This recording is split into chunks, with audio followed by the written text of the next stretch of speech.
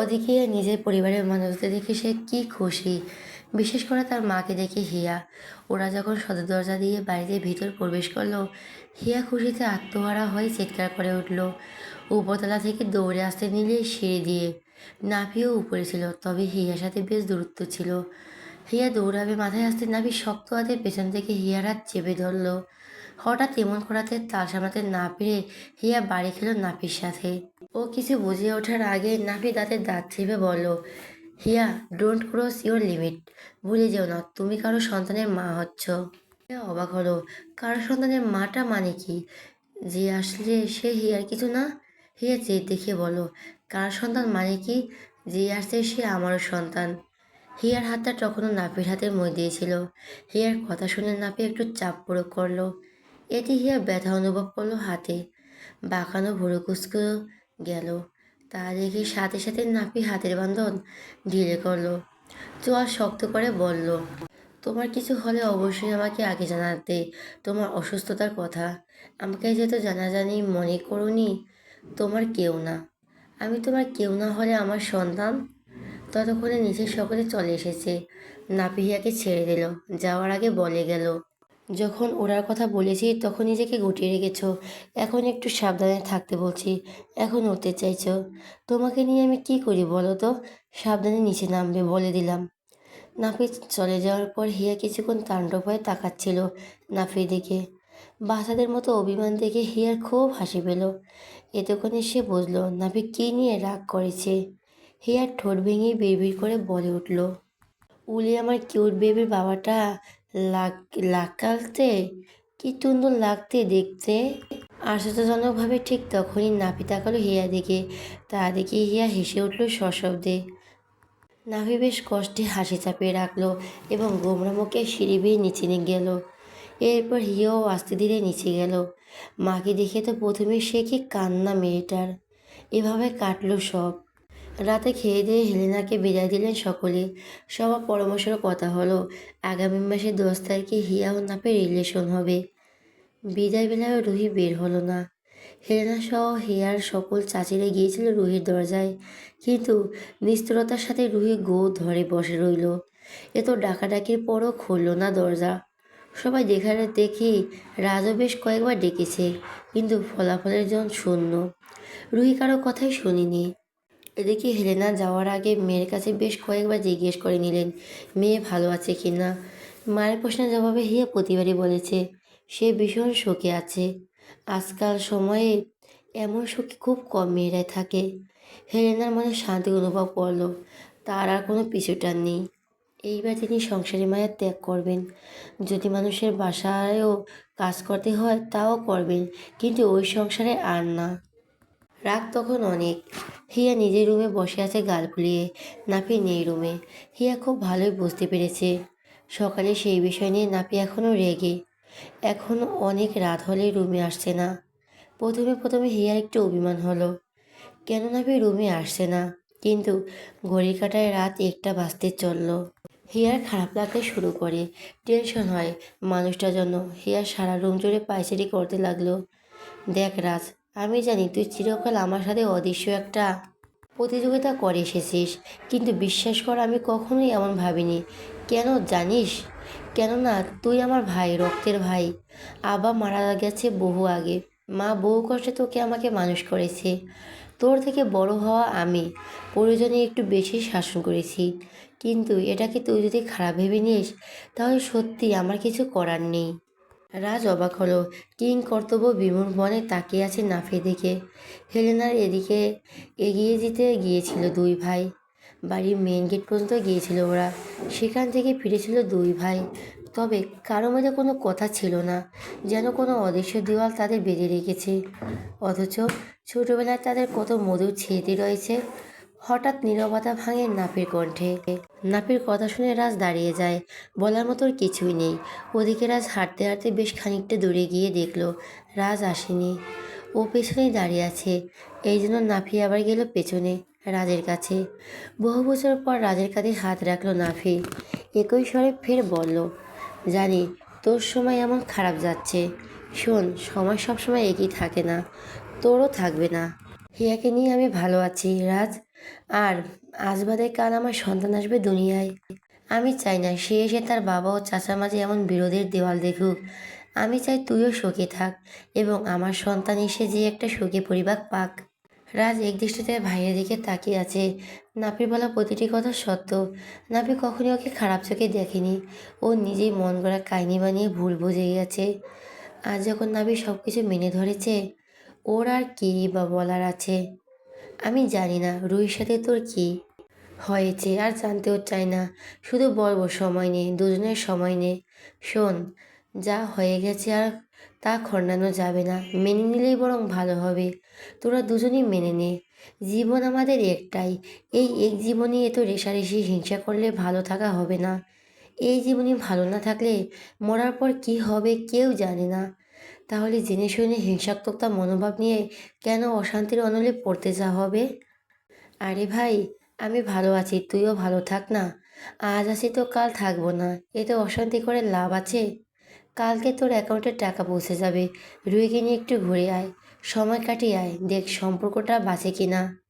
এত কথা বললাম কারণ তুই আমার ভাই, রক্তের ভাই আমার, খুব আদরের ভাই।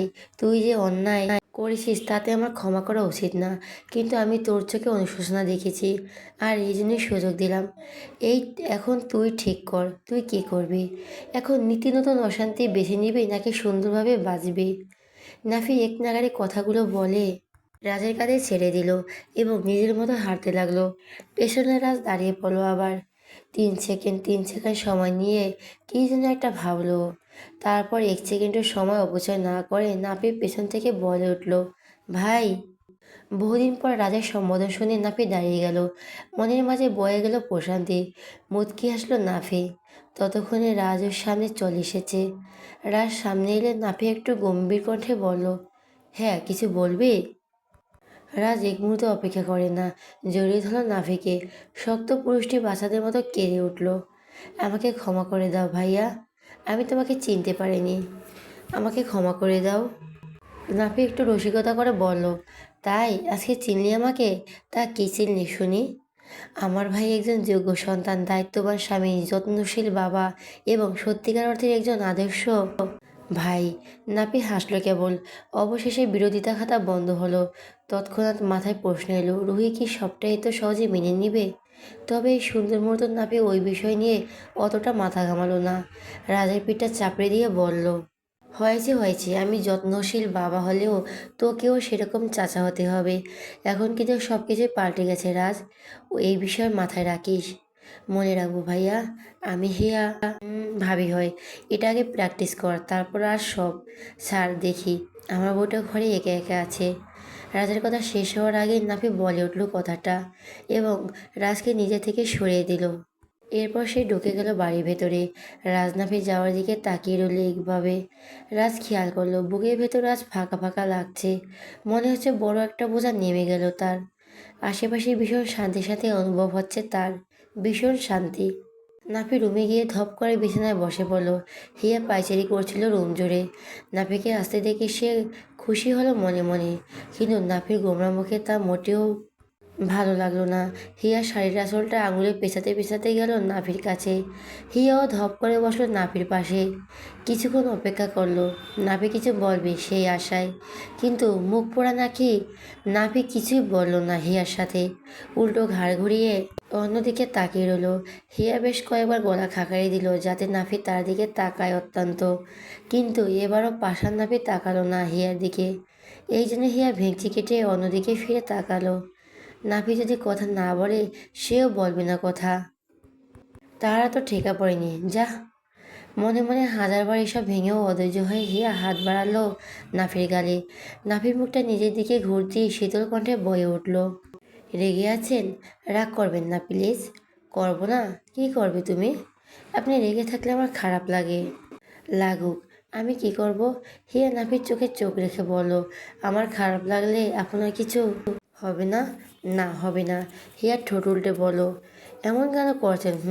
কি করেছি আমি? কিছুই করনি তুমি, যাও শুয়ে পড়ো। এইবার কিন্তু আমি কাঁদবো। কাঁদো, তাতে আমার কি? শুনুন না, আমি ভেবেছিলাম শরীর দুর্বলের কারণে এখন মাথা ঘোরায়। ভেবেছিলাম ঠিক হয়ে যাবে। তাছাড়া আপনি অফিসে অনেক কষ্ট করেন।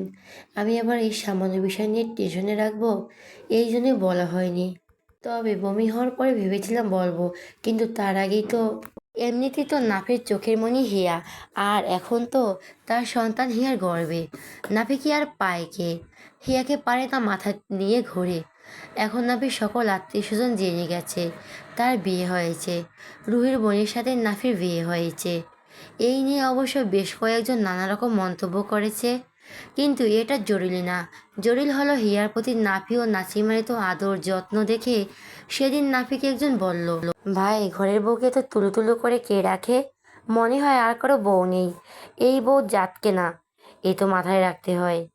এদের রাখতে হবে সারাক্ষণ দাঁতের উপর, না হলে না বউরা বাধ্য থাকবে। কথাটা বলেছিল নাফির এক ছেলে কাজিন, সম্পর্কে সে আবার নাফির সিনিয়র। তার কথা শুনে কি যে অবাক হয়েছিল। অবাক হয়ে বলল, যে বলেন বউ আমার দাঁতের উপর রাখি কিভাবে? আমি তো ভেবেই পাই না মানুষ বউ পিটায় কিভাবে। বউ হচ্ছে আদরের জিনিস, তাকে সবসময় বোতলের মতো রাখতে হবে। সে বায়না ধরবে, রাগ করবে, এটাই তো স্বাভাবিক। একজন দায়িত্ববান স্বামী হিসেবে সেই রাগ পুরুষেরই ভাঙাতে হবে, এটাই তো নিয়ম। এখানে আবার ঝগড়াঝাটি কোথা থেকে আসবে? কেনই বা স্ত্রীকে ঝগড়ার উপর রাখবো? এ তো লাই দিয়ে মাথায় উঠে যায়। কোন সময় দেখবা ঘাড় মটকে চলে যাবে। সারা দিন খ্যাস খ্যাস করেন, ঘাড় মটকে দেওয়া স্বাভাবিক। বিড়বিড় করে না পেয়ে কথাটা বলো ভদ্রতার খাতিরে, সামনাসামনি বলল না। লোকটাকে বলল, শুনুন ভাই, আপনি আমার স্ত্রীর সাথে কেমন ব্যবহার করবেন সেটা একান্তই আপনার ব্যাপার, কিন্তু জেনে রাখুন মেয়ে লোক নরম কোমল হয়, এদেরকে যত্নে রাখাই উত্তম। আরেকটা কথা হলো, কথায় আছে যেমন কুকুর তেমন মগুর। সর্বোপরি তারাও মানুষ, তো আপনি যেমন ব্যবহার করবেন তেমনই তো পাবেন, তাই না? নাফির কথা শুনে সোহেল নামের ব্যক্তিটি ক্ষেপে গেলেন। তিনি চটে গিয়েই কিছু বলতে যাবেন, তার আগে কেটে পড়ছিল নাফি। মুখের সাথে তর্কে না জড়ানোই উত্তম। নাফি আছে তার লজিক নিয়ে। স্ত্রীরা পুতুলের মতো, তাদেরকে পুতুলের মতোই রাখতে হবে, যেমনটা সে রাখে তার পুতুল বউ হিয়াকে। সেদিনের কথা মনে পড়তে হেসে উঠল নাফি। সেদিনের কথা মনে পড়ার কারণ আছে। আজ হয়তো সোহেল আসবে, শুধু সোহেল নয়, নাফিদের আত্মীয় স্বজন যেখানে যারা আছে সকলেই আসবে। নাফির বিয়ের সময় কোনো অনুষ্ঠান করা হয়নি, কিন্তু আজ হবে। হিয়ার পরিবারের সকলেও আসবে। বাজে 11টা। হিয়া সকাল থেকে বমি করতে করতে কাইল হয়ে আছে। বিছানায় শুয়ে আছে সে। বাড়িতে মেহমান আসা শুরু করেছে, কিন্তু তার যাওয়া বারণ। নাফি পই পই করে নিষেধ করেছে নিচে যেতে। না না, কোনো দরকার নেই নিচে যাওয়ার। একেবারে সেজে গুজে পারলে ছাদে যেও। যদি কষ্ট হয়ে যায় তাও তো দরকার নাই। যদি কষ্ট হয়ে যায় তাও যাওয়ার দরকার নেই, একটু গুছিয়ে রুমে বসে থাকবে। যার দরকার হবে সে এসে দেখে যাবে। হিয়া অবাক হলো, আশ্চর্য, সব কিছু একটু বেশি বেশি। আর কেউ কি মা হয়নি কখনো? নাকি সেই দুনিয়ায় একমাত্র প্রেগনেন্ট মহিলা? হিয়া কিছু বলতে গিয়েও বলেনি তখন। আর বাইরের লোকজন থাকার কারণে নাফিও বেশিক্ষণ দাঁড়াতে পারেনি ওর কাছে। নাফি চলে যাওয়ার পর থেকে হিয়া ঘাপটি মেরে শুয়ে আছে বিছানায়। আর সে কোথাও যাবে না, আর সাজবেও না। শুয়ে থাকতে থাকতে হিয়ার চোখটা লেগে এসেছিল। হঠাৎ একটা শব্দেও ধরফড়িয়ে উঠে বসলো। শুয়ে থাকতে থাকতে হিয়ার চোখটা লেগে এসেছিল। হঠাৎ একটা শব্দেও ধরফড়িয়ে উঠে বসলো। সুখে ঘুম আর কত ঘুমাবি বোন, এবার ওঠ। রুহি শব্দ করেছিল খাটের পাশের টেবিলে। হিয়া সেই শব্দে উঠে বসেছিল। ও বসা মাত্র রুহি বলল কথাগুলো। হিয়ার মেজাজ খারাপ হলো। এমনিতেই ভয় পেয়ে দিয়েছে, এখন আমার ঢঙের কথা বলছে, যত সব ফাউল। হ্যাঁ উঠলাম, কিছু বলবে? রুহির সাথে কারো সম্পর্ক একটু ভালো হয়নি, বরং খারাপ হয়েছে, বিশেষ করে রাজের সাথে। রাজ এখন নাপির সাথে অনেকটা সহজভাবে কথা বলে, তবে বললেই ভালোভাবে হবে। রাজ এখন কারোর সাথে মিশে না তেমন। ভার্সিটি ক্লাস শেষে রাজ আজকাল পার্ট টাইম জবও করে। মূলত এসবে ভালো লাগে না রুহির। রুহি আগে যেরকম ছিল এখনও সেরকম। কুকুরের লেজ কখনো সোজা হয় না। প্রবাদের মতো তার স্বভাব একটু বদলায়নি, তবে রাজ আর এখন সহ্য করে না এসব। রুহিকে সে সময় দিয়েছে আজ অনুষ্ঠান পর্যন্ত। এর মধ্যে রুহি তার সিদ্ধান্ত রাজকে জানাবে। রুহি রাজের সাথে সংসার করবে কি না। সমস্ত অন্যায় স্বীকার করে হিয়ার কাছে ক্ষমা চেয়ে, আর না হলে রাজের সাথে তার ডিভোর্স হবে, খুব শিগগিরই হবে। রাজ অপশন দিয়েছে দুইটা, যে কোনো একটা রুহিকে মানতেই হবে। এই নিয়ে রুহির আরও ক্ষোভ, আর তার সকল ক্ষোভই হিয়াকে ঘিরে। হিয়ার সাথে খুব একটা কথাবার্তা হয় না রুহির, যতটুকু হয় কাটটা ছেঁড়া। হিয়া একটু ছাড় দেয় না রুহিকে, যেহেতু ওদের মধ্যে ভালো সম্পর্ক নেই, তাই রুহি হিয়ার রুমে আসাটাই স্বাভাবিক মনে হয় না। আমার সকল সুখ কেড়ে নিয়ে তুই কতটা ভালো আছিস বল হিয়া? তোর ভালো থাকা দেখলে না আমার খুব হিংসে হয়, আমি জলে পুড়ে যাই। বিশ্বাস কর, এখানে বিশ্বাস করা কি আছে? তুমি তো আর 20 বছর আগে থেকে আমাকে হিংসে করো, সে আমি ভালো থাকি আর না থাকি। এখন কি বলতে চাও সেটা বলো। যদি কিছু বলার না থাকে তাহলে যাও এখান থেকে, আমি ঘুমাবো। রুই হিয়ার পাশে এসে বসলো। হিয়ার চিবুক ধরে বলল, রাজ আমাকে ডিভোর্স দিবে বলেছে। আমি সব ঝামেলা চাই না হিয়া, আমি তোর মতো সংসার করতে চাই। হিয়া হতবাক হলো, এই যে ভূতের মুখে রাম নাম, ভাবা গো। বুঝতে পারলো না রুহি হঠাৎ কেন এসব কথা বলছে। মার্জি আর নাপিকে ভার্সিটি থেকে বহিষ্কার করা হয়েছে তাই, নাকি জিহাদকে পুলিশে ধরেছে তাই এমন অনুশোচনা? আমাকে ক্ষমা করে দে হিয়া, একটু রাজকে বলবি তুই? রাজ আমাকে বলেছিল তোর ক্ষমা চেয়ে নিতে, না হলে আজকে দিনের পরে আমাকে ডিভোর্স দেবে। তুই আমাকে ক্ষমা করবি? আমাকে দিবি একটা সুযোগ? রুহির মুখটা বেশ ব্যাকুল মনে হলো হিয়ার কাছে। না হলে আজকে দিন পর আমাকে ডিভোর্স দেবে, তুই আমাকে ক্ষমা করবি? আমাকে দিবি একটা সুযোগ? রুহির মুখে বেশ ব্যাকুল মনে হলো হিয়ার কাছে। রুহিকে এমন কখনোই দেখেনি হিয়া, কখনো না। তবে কি সত্যি রুহি ভালো হয়ে গেছে? ও সত্যি রাজের সাথে থাকতে চাইছে? হিয়ার বিশ্বাস হলো না, কিন্তু হিয়ার পা ধরে বসলো রুহি। ক্ষমা করে হিয়া, একটা সুযোগ দে, আমি ছোট মার কাছে আর আব্বুর কাছে মাপ চাইবো, আমাকে একটিবার সুযোগ দে। রুহি কাঁদতে লাগলো। হিয়া উপেক্ষা করতে পারলো না সেই কান্না। হিয়া তরি সরে গেল। রুহির কান্না দেখে ও আকতি মিনতি দেখে হিয়ার সকল রাগ পানি হয়ে গেল। ওর জায়গায় অন্য কেউ থাকলে পরিস্থিতি বিবেচনায় তাও হয়তো এমন হতো।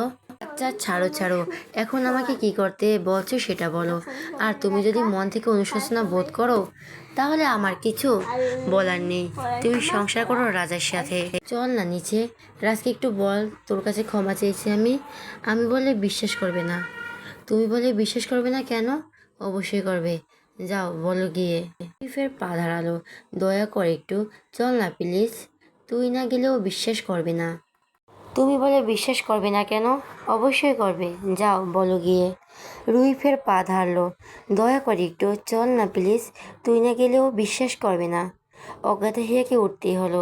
সে ভেবেছিল যাবে না নিচে, কিন্তু রুহির জন্য তাকে যেতেই হচ্ছে। রুহির হঠাৎ পরিবর্তনে হিয়ার খটকা লাগলো। রুহির কান্নাটা সে অবিশ্বাস করতে পারলো না। তাছাড়া এতদিন ওরা একসাথে ছিল, হয়তো মায়ায় পড়ে গেছে। রুহি হিয়াকে ধরে নিয়ে সিঁড়ি পর্যন্ত এলো। হিয়া বারবার মানা করলো রুহিকে তাকে ধরতে হবে না, কিন্তু কে শোনে কার কথা? এমন দরদ মনে হতে উতলে পড়েছে। ওরা দুজন সিঁড়ির কাছে পৌঁছাতেই রুহি দাঁড়িয়ে গেল। হিয়াও দাঁড়ালো সাথে সাথে। নিচে অনেক মানুষ, মেহমান দিকে ড্রয়িং রুম পরিপূর্ণ। এখন এত মানুষের মধ্যে রাজের সাথে কথা বলা হিয়ার ভালো লাগবে না। ও ঘুরে উপরে যাবে, তখনই নিচ থেকে ওকে ডাকলো কেউ। হেলেনা এসেছে। কি হলো ইয়া, নিচে ডাকছে তো? ছোটো মা এসেছে? হ্যাঁ যাবো নিচে। আম্মু এসেছে? রুহির কথা জবাব দিয়ে হিয়া পা বাড়ালো নিচে সিঁড়িতে। অমনি রুহি ওকে ধাক্কা মারলো। সবে তো দ্রুত ঘটে গেল যে কেউ বুঝতেই পারলো না। কয়েক সেকেন্ডের মাথায় ঘরের বাতাস ভারী হয়ে উঠলো। নিচেটা রক্তে ভেসে গেল, তার সাথে ভেসে রুহি ও হিয়ার পিছনে নিঃশব্দে এসে দাঁড়িয়েছে রাজ। রুহি হিয়াকে ধাক্কা দেবে সেই উত্তেজনায় রাজকে খেয়ালই করেনি। ওদিকে হিয়াও নিচে মাকে দেখে আর কোনো দিকে মনোযোগ দেয়নি। চঞ্চলে হরিণী হিয়া নিচে পা বাড়ালো। অলৌকিকভাবে রাজ হয়তো কিছু বুঝতে পেরেছিল। ও এক লাফে 2 সিঁড়ি ডিঙিয়ে হিয়ার পাশাপাশি গেল। রুহি নিজের সর্বশক্তিতে ধাক্কা নিল হিয়াকে। ঠিক সেই সময় রাজ হিয়ার হাত টেনে নিয়ে নিজের সাথে মিশিয়ে নিল। রুহি ওর টাল সামলাতে পারল না, হিয়াকে ধাক্কা মারতে গিয়ে নিজেই পড়ল মুখ থুবড়ে। ঘটনার আকর্ষণ বিধান সবাই কিংকর্ত বিমূঢ় হয়ে গেল। রুহি চিৎকারে ঘরের বাতাস ভারী হয়ে উঠেছে। ওর নাক মুখ দিয়ে রক্ত গড়িয়ে পড়ছে। হিয়া ভয় পেল রুহির অবস্থা দেখে। ও কার কাছে তা বুঝতে পারল না। রাজের বুকের কাছটায় খামচে ধরল, ভয়ে মুখ লুকালো। কিন্তু এই ঘটনার 1 মিনিটও অতিক্রম হতে পারল না। তার আগে চিলের মতো ছোঁ মেরে হিয়াকে ছিনিয়ে নিল নাফি। সেকেন্ডের মাথায় হিয়ার নিজের সাথে মিশিয়ে নিল। বুকের উপর চেপে ধরল হিয়ার মাথা। চোয়াল শক্ত হয়ে গেল তার। নিচে ততক্ষণ হই হই পড়ে গেছে। নাপি শক্ত কণ্ঠে রাজকে বলো, আমার বউকে তোর দেখতে হবে না। নিচে তোর বউ রক্তাক্ত হয়ে পড়ে আছে। যদিও নাফি জানে না এখানে আসল কী ঘটেছে। ওর তো হিয়াকে রাজের কাছে দেখলেই মেজাজ খারাপ হয়ে গেছে। রাজকে কথাটা বলে আবার শান্তভাবে হিয়ার মাথায় হাত বুলিয়ে দিল। আদুরি স্বরে বলো, কিছু হয়নি বেবি, রিল্যাক্স। রাজ বেশি কথা বাড়ালো না। এখনই নাপির কাছে এক্সপ্লেন করতে গেলে না সব, দৌড়ে নিচে গেল সে।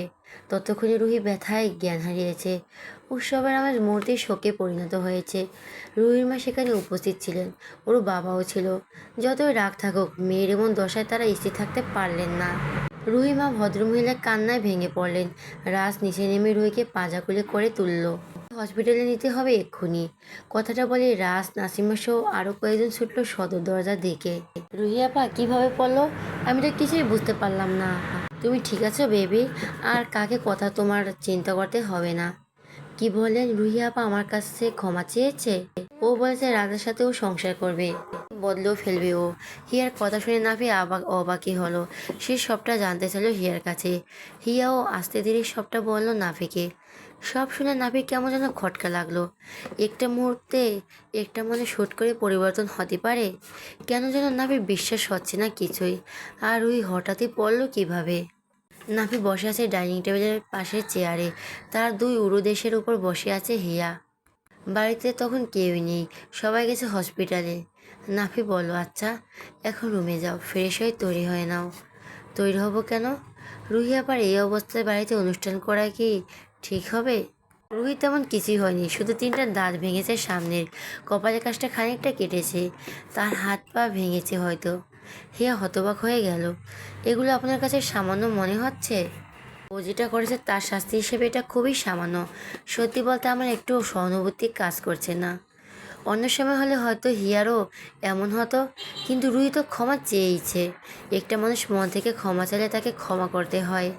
কে মন থেকে আর কে উপরে উপরে ক্ষমা চাইছে এটা তো আর সাধারণ মানুষের পক্ষে বোঝা সম্ভব নয়। এখন আর এসব বলা ঠিক না। হিয়া দু হাতে নাপির গলা ও ঘাড় ধরলো। নাপির কপালে কপাল ঠেকিয়ে বলল, হিয়া দু হাতে নাপির গলা ও ঘাড় ধরলো। নাপির কপালে কপাল ঠেকিয়ে বলল, ও তো ভালো হয়ে গেছে, এমনকি আমার পায়ে ধরে পর্যন্ত ক্ষমা চেয়েছে। দেখুন, মানুষ চাইলে কিন্তু পবিত্র হতে পারে, যেমনটা রাজ হয়েছে। আমি তোমার মতো এতটা দয়ালু নই রুদ্দুরি। আমার স্ত্রীর প্রতি ওর করা সমস্ত অন্যায়ের কথা আমার মনে আছে, আর থাকবেও। তাছাড়া তুমি বললে না ও তোমার পায়ে ধরেছে? জানো তো অতিভক্তি চোরের লক্ষণ। আমার কেন যেন বিশ্বাসই হচ্ছে না এসব। রুহির করা সব কিছু অভিনয় মনে হচ্ছে। নাভির কথা শুনে হিয়ার মুখ গম্ভীর, তবে তার যে একটু অবাক লাগেনি এমনও নয়। এখন যাও, তৈরি হও, সকলে এসে পড়বে আবার। কপালে আলতো ঠোঁট ছুঁয়ে কথাটি বলো নাফি। হিয়া কিছু বলতে যাবে, তার আগে ঘর কাঁপিয়ে নাফির ফোনে কল এলো। ফোনটা নাফির হাতেই পাশেই ছিল, তবুও কল এসে বিদায় হিয়া উঠতে গেলে নাফির কোল থেকে। কিন্তু নাফি এক হাতে ফোন নিয়ে অন্য হাতে হিয়াকে ধরলো, আবারও বসলো আগের জায়গায়। হ্যাঁ আম্মু বলো। ওদিকে কি অবস্থা? সিঁড়ির কাছে দেখলাম 3টে দাঁত পড়ে আছে। নাফি ফোনে কল করছে নাচিমা। নাফি কল রিসিভ করে উপরোক্ত কথাটি বলল। রুহির অবস্থা ভালো না, উপরের পাটির 4টা দাঁত ভেঙেছে, আরেকটা আছে কোথাও, ছোট কেটেছে, পা সম্ভবত ভেঙেছে, ডান হাত ভেঙেছে, কপাল কেটেছে। আহা, মেয়েটি একটু দেখে শুনে চলবে না? এভাবে হুমড়ি খেয়ে পড়লো। আচ্ছা, ওর জ্ঞান ফিরেছে? নাফির কথা জবাবে নাসিমের সাহসায় জবাব দিলেন না। তিনি চুপ রইলেন খানিকক্ষণ। নাফিও ব্যস্ততা দেখালো না উত্তর জানাতে। যাই হোক, তার কি এসে যায়, এই সহানুভূতি শুধুমাত্র লোক দেখানো। খানিকক্ষণ পরে নাসিমা বললেন, হিয়া কি তোর কাছেই আছে? কেন আম্মু? ভদ্রমহিলা ইতস্ত বোধ করলেন। তো নাফিকে জানাতেই হবে। রুহির জ্ঞান ফিরেছে, ডক্টররা ব্যথার জন্য ইঞ্জেকশন দিয়েছে, হাত পা সব ব্যান্ডেজ করে দিয়েছে, সেই সাথে বলেছেন হসপিটালে ভর্তি না হলেও সমস্যা নেই। তা তো বেশ, বাসায় নিয়ে আসো। মাহবুদা আংটি তো আছেনি। নাসিমা আবারও চুপ রইলেন। এতে নাফি বুঝতে পারল নিশ্চয়ই অন্য কিছু ঘটেছে। নাফি চিন্তিত হয়ে বলেন, আম্মু কিছু হয়েছে? নাসিমা বলেন, রুহি জ্ঞান ফেরার পর থেকে বলছে ওকে নাকি হিয়া ধাক্কা মেরেছে। নাসিমার কথা শুনে নাফির চোয়াল শক্ত হলো। হিয়া তখন ইশারায় বলল, কি হয়েছে? অমনি নাপির রাগটা নিভে গেল। ও আবার হিয়ার কপালে চুমু খেলো। শান্ত কণ্ঠে বলো, এটা নিয়ে টেনশন করছো তুমি? আমি জানি হিয়া মামনি কিছু করেনি, কিন্তু রুহির কান্না আর এসবের সমস্ত আত্মীয় স্বজনে সবাই রুহির কথা বিশ্বাস করেছে। ও প্রচণ্ড ভেঙে পড়েছে। হয়তো বা এই জন্য ভুলভাল বলছে। এটাও সমস্যা না। সমস্যা হচ্ছে হিয়াকে মাকে আক্রমণাত্মক কথাবার্তা বলছে ওর চাচিরা। আমি এত করে বোঝানোর চেষ্টা করছি, কিন্তু শুনছেই না কেউ। হিয়ার মা নিঃশব্দে কাঁদছেন, যেটা আমার মোটেও ভালো লাগছে না। বড় ছেলে, তুই এখানে আয় না আবা। হিয়ার ফোনে কলে এলো এসে সময়। হিয়া যদিও কোনো কথা শোনেনি নাসিমার, ও নির্বিঘ্নে উঠে গেল ফোন রিসিভ করতেই। নাফি মায়ের সাথে কথা বলছে বিদায় খেয়াল করলো না অতটা। আম্মু, রাজ কোথায়? ও কিন্তু তখন উপরে ছিল। আচ্ছা, তুমি একটু একটু খেয়াল রাখো, আমি আসছি এখনো। রাজ ওষুধের দিকটা সামলাচ্ছে। ও সবে কিছুই জানে না, ও দ্রুত। আয় তুই, হিয়াকে বলিস না কিছু। নাভি কল কাটলো, তখনই খেয়াল করলো হিয়ার কথা। তখনই নাভির কানে পৌঁছল হিয়ার উদ্বিগ্ন কণ্ঠ, সাথে কান্নার আওয়াজ। নাভির হন্তদন্ত পায়ে ছুটলো সেদিকে। আমার মেয়েটা এত বড় সর্বনাশ কিভাবে করলি কাল নাগিনী? পেটে একটা আছে না? একজন মায়ের অভিশাপ যেন তোর উপরে লাগে। ওর পেটেরটার সাথেও যেন এমন হয়। লাউড স্পিকার থাকা কথাবার্তা শুনল নাফি। এক মুহূর্ত দাঁড়িয়ে হিয়ার কাছ থেকে ফোনটা নিল। মুখ সামনে কথা বলবেন। আপনার ভাগ্য ভালো আমি এখানে উপস্থিত নেই। অভিশাপ না দিয়ে শোকর আদায় করুন আল্লাহর কাছে। আমি থাকলে কথা বলার জন্য আপনার থাকতো না। কল কাটার আগে ওপাশের একটা কথা নাফি শুনল। হেলেনা কই রে? ওর জামাইয়ের কত বড় সাহস আমার জিপ টেনে ছিড়বে। রাত 10টা বাজে। ড্রয়িং রুম গোল হয়ে বসে আছে সকলে। রুহি বসে আছে চেয়ারে। ওর মুখের অবস্থা বিভৎস, ফুলের ড্রামের মতো হয়েছে। ওকে দেখলে যে কেউ ভয় পাবে। হাত পা মোটা মোটা ব্যান্ডেজ। ওর দৃষ্টি তাকিয়ে আছে হিয়ার দিকে, যেন একটা ঘড়ির মধ্যে চলে গেছে ও। বেশ কিছুক্ষণ পর রুহির ঘোর কাটলো, তাও রাজের বলা একটি কথায়। আমি রুহিকে ডিভোর্স দিতে চাই। যেই মেয়ে তার অন্তঃসত্ত্বা বোনকে মারতে চায়, আর যাই হোক, তাকে নিয়ে সারা জীবন থাকা যাবে না। আজ হিয়াকে মারতে চাইছে, কাল আবার মাকে মারতে চাইবে, পরশু আমার ভাইকে, তরশু আমাকে। তার চেয়ে আপনাদের মেয়ে আপনারাই নিয়ে যান। দুপুরের বেলা নাফি ও হিয়া হসপিটালে যেতে চাইলো। রাজি মানা করেছিল ওদের। নাফি আর হিয়া সবে তৈরি হয়ে বের হয়েছে হসপিটালে যাবে, তাই সদর দরজা পেরিয়েছে সবে। ঠিক তখন নাফির ফোনে কল এলো। ফোনের স্ক্রিনে ভেসে উঠল রাজের নাম্বার। কল রিসিভ করতে নাফি শুনতে পেল ওপাশ থেকে রাজ বলছে, ভাইয়া তোমরা কোথায়? বের হয়েছো বাসা থেকে? হ্যাঁ, কেন? আসতে হবে না তোমাদের। আমি এখানে কোনো মতে সামলে নিয়েছি সব। এটা হসপিটাল, এখানে ঝামেলা করা উচিত হবে না। তার চেয়ে বাসায় আসি, তারপর কথা বলবো সকলে। আর তারপর সবটা খোলসা করবো আমি। কেননা এই সময় আমি ওখানে ছিলাম। এতক্ষণে তো মানসিক চাপে হিয়ার শরীরটা খারাপ লাগছে। রাজের কথার জবাব দেওয়ার আগে হিয়া নাবিকে চাপা স্বরে বলে উঠল, শুনুন না, আমার শরীরটা ভীষণ খারাপ লাগছে। মনে চাচ্ছে না কোথাও যাই। মাথাটা ঘুরছে খুব। আপনি কি একা যেতে পারবেন না?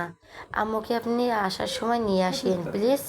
নাবিয়ার কথাটা শুনলো, তবে ওর কথা জবাব দেওয়ার আগে রাজকে বলল, ঠিক আছে যাচ্ছি না আমরা, তবে মাকে আর মাকে দেখে রাখিস।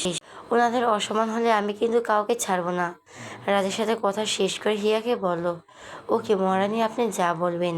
রুমে চলুন, আপনার সেমাই আমার জান কুরবান করে দেই। আর এটাই তো হয়েছে, আর ঢং করা লাগবে না, চলুন ভেতরে চলুন। নাপিয়াকে কোলে তুললো। এরপর কোলে করে সে বাইরে থেকে একদম দোতলায় নিয়ে গেল। সিঁড়ি দিয়ে ওঠার সময় হিয়া কতবার বারণ করেছিল, কিন্তু কে শোনে কার কথা। জেরি নাফি হিয়াকে রুমে এনে তবেই কোল থেকে নামালো। হিয়া দাঁড় করিয়ে নাপি হাঁটু গেড়ে বসলো। হিয়ার উদরে ঠোঁট ছোয়ালো, হাত বুলিয়ে দিয়ে বলল, শোনো ছোট পাখি। পাখির বাচ্চা পাখি, তাই তো ময়না? ছোট ময়না তুমি। আমি তোমার বাবা, তুমি এখনো তোমার মায়ের পেটের ভেতর। তবুও তোমাকে আমি অনুভব করি প্রতিটি মুহূর্তে। তাড়াতাড়ি চলে এসো তো, তোমাকে কোলে নেব, গল্প বলবো, আর তোমার ছোট্ট আঙুলটা ধরে হাঁটতে শেখাবো। তবে আমার মাম্মার কিন্তু বোকা আছে জানো। তুমি কষ্ট পাচ্ছ, তোমার মাম্মা কষ্ট পাচ্ছে, অথচ সে আমাকে কোলে নিতে বারণ করছে। বলো তো এটা মানা যায়? তুমি তাড়াতাড়ি এসো ছোট পাখি, তোমার বাবা তোমার অপেক্ষায়। হিয়া চোখ বন্ধ করে নিয়েছে সে কখন। হিয়া খেয়াল করলো ওর চোখে কর্নিশ বেয়ে এক ফোঁটা অশ্রু গড়িয়ে পড়েছে। নাভি উঠে দাঁড়ালো। হিয়ার কপালে চুমু খেয়ে বলল, ওই বিষয় নিয়ে টেনশন করো না। আমি জানি আমার রোদ্দুরি কিছু করেনি, কিছু করতেই পারে না সে। বাকিটা রাজ আর আমি সামলে নেব। এখন রেস্ট করে যাও। হিয়া চোখের পানিটা মুছে বলল, আমার ভয় করছে জানেন? কেন? কেন ভয় লাগছে পাখি? এই তো, এতে শোক আমার কপালে সইবে তো? আমার ভয় হয় আমি যদি আপনাকে হারিয়ে ফেলি। পাগলি একটা। আল্লাহ চাইলে মৃত্যু ব্যতীত তোমার থেকে আমাকে কেউ আলাদা করতে পারবে না। হিয়া, কোনো কিছুই না। হিয়ার কিছু বলো না। আত্মীয় স্বজন সবাইকে জানানো হয়েছে এই বিপদের কথা। বাড়ির একটা বউ এমন অসুস্থ, আর একটা বউকে নিয়ে অনুষ্ঠান। এটা দেখতে ভালো লাগবে না বিধায় সব বাদ দেওয়া হয়েছে। বাদ বলতে স্থগিত রাখা হয়েছে। তাছাড়া অধিকাংশ মেহমানরা সকালে হসপিটালে আছে। বাসায় কেউ নাই বললেই চলে। এমনিতেও নাফিদের আত্মীয় স্বজন সংখ্যায় খুবই কম। সময় কেটে গেল খুব তাড়াতাড়ি। রুহির বাড়িতে আনতে আনতে বেজে গেল 8টা। ওদের আসার কথা শুনে নাফিয়া হিয়া ড্রয়িং রুমে অপেক্ষা করেছিল। হিয়া দেখলো সবার মুখ থমথমে হওয়ারই কথা। হেলেনাকে দেখে হিয়া দ্রুত উঠে তার কাছে গেল। হেলেনা মেয়েটাকে বুকে আগলে নিলেন। সবার সামনে মেয়েকে আদর করে বললেন, কি হয়েছে মা? আমি আছি তো। হিয়া কিছু বলার আগে রুহি মা বলে উঠল, রাজ, আব্বা, তুমি কি যেন বলতে চাইছিলে? তোমার কথা শুনে তখন চুপ করে গেছি। কিন্তু আমার মেয়েটার এত বড় সর্বনাশ কে করেছে তাকে আমি কিছুতেই ছাড়বো না। কথাটা যে তিনি হিয়াকে ইঙ্গিত করে বলছেন, এটা নার্সারিতে পড়া একটা বাচ্চাও বুঝতে পারবে। যেখানে উপস্থিত সবাই তো। হেলেনা হিয়ার দিকে সোফায় এক কোনায় গিয়ে বসলেন। আপনি সোফায় বসে আছে, হাঁটুর উপর ভর দিয়ে দু হাতের মুখে তার দৃষ্টি আঙ্গুল শীতল, যা ভালোভাবে দেখছে রুহির মাকে। রাজ রুহির হুইল চেয়ারে হাতল ছেড়ে দিল। নাসিমাকে নিয়ে বসালো হিয়াদের পাশে। রাজের এই কাণ্ডে হতভম্ব হলো সকলেই। সবাই কেমন ড্যাব ড্যাব করে তাকিয়ে আছে। রুহি নিশ্চুপ, তবে দৃষ্টি হিয়াতে সীমাবদ্ধ।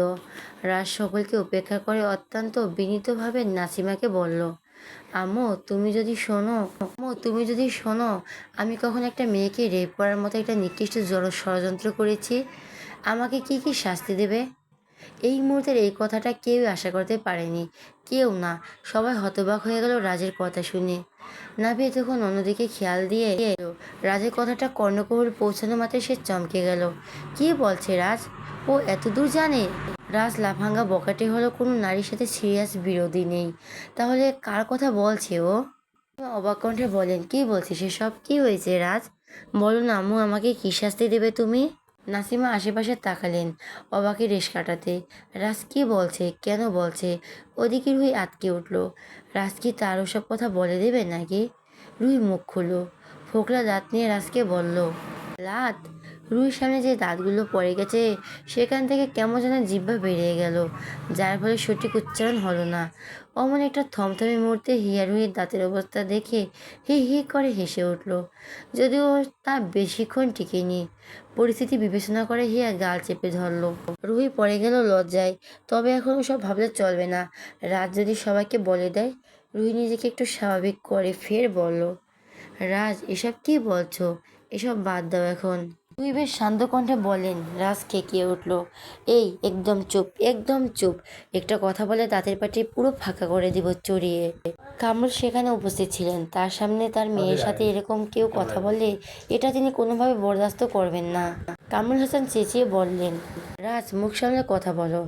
আর রাজ আর জবাব দিল না। আবারও নাসিমাকে বলল, আম্মু, আমি ঠিক করেছি, বিদেশে যাব, কাল সকালে ফ্লাইট। সব তোমাদেরকে না জানিয়ে করতে হলো, এর জন্য ক্ষমা চেয়ে নিচ্ছি।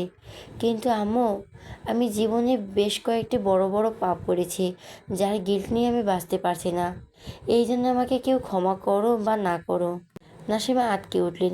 রাজ বিদেশ যাবে? নাভি সবারই সকলে বেশ বড়সড় একটা শখ খেলেন। রুহি মনে মনে দোয়া ইউনুস পড়তে আরম্ভ করলেন। তার ধারণা যে ভুল হয়, গুনাহ করে যেন এটা সঠিক না হয়। নাভি এতক্ষণ পরে মুখ খুলল, বলল, রাজ, কি হয়েছে তোর? বিদেশ যাবে, কার পারমিশন নিয়েছিস তুই? রাজ নির্লিপ্তভাবে বলল, ভাইয়া, তুমি আমাকে ক্ষমা করে দাও। এ তো পাপের বোঝা আমি আর পারছি না।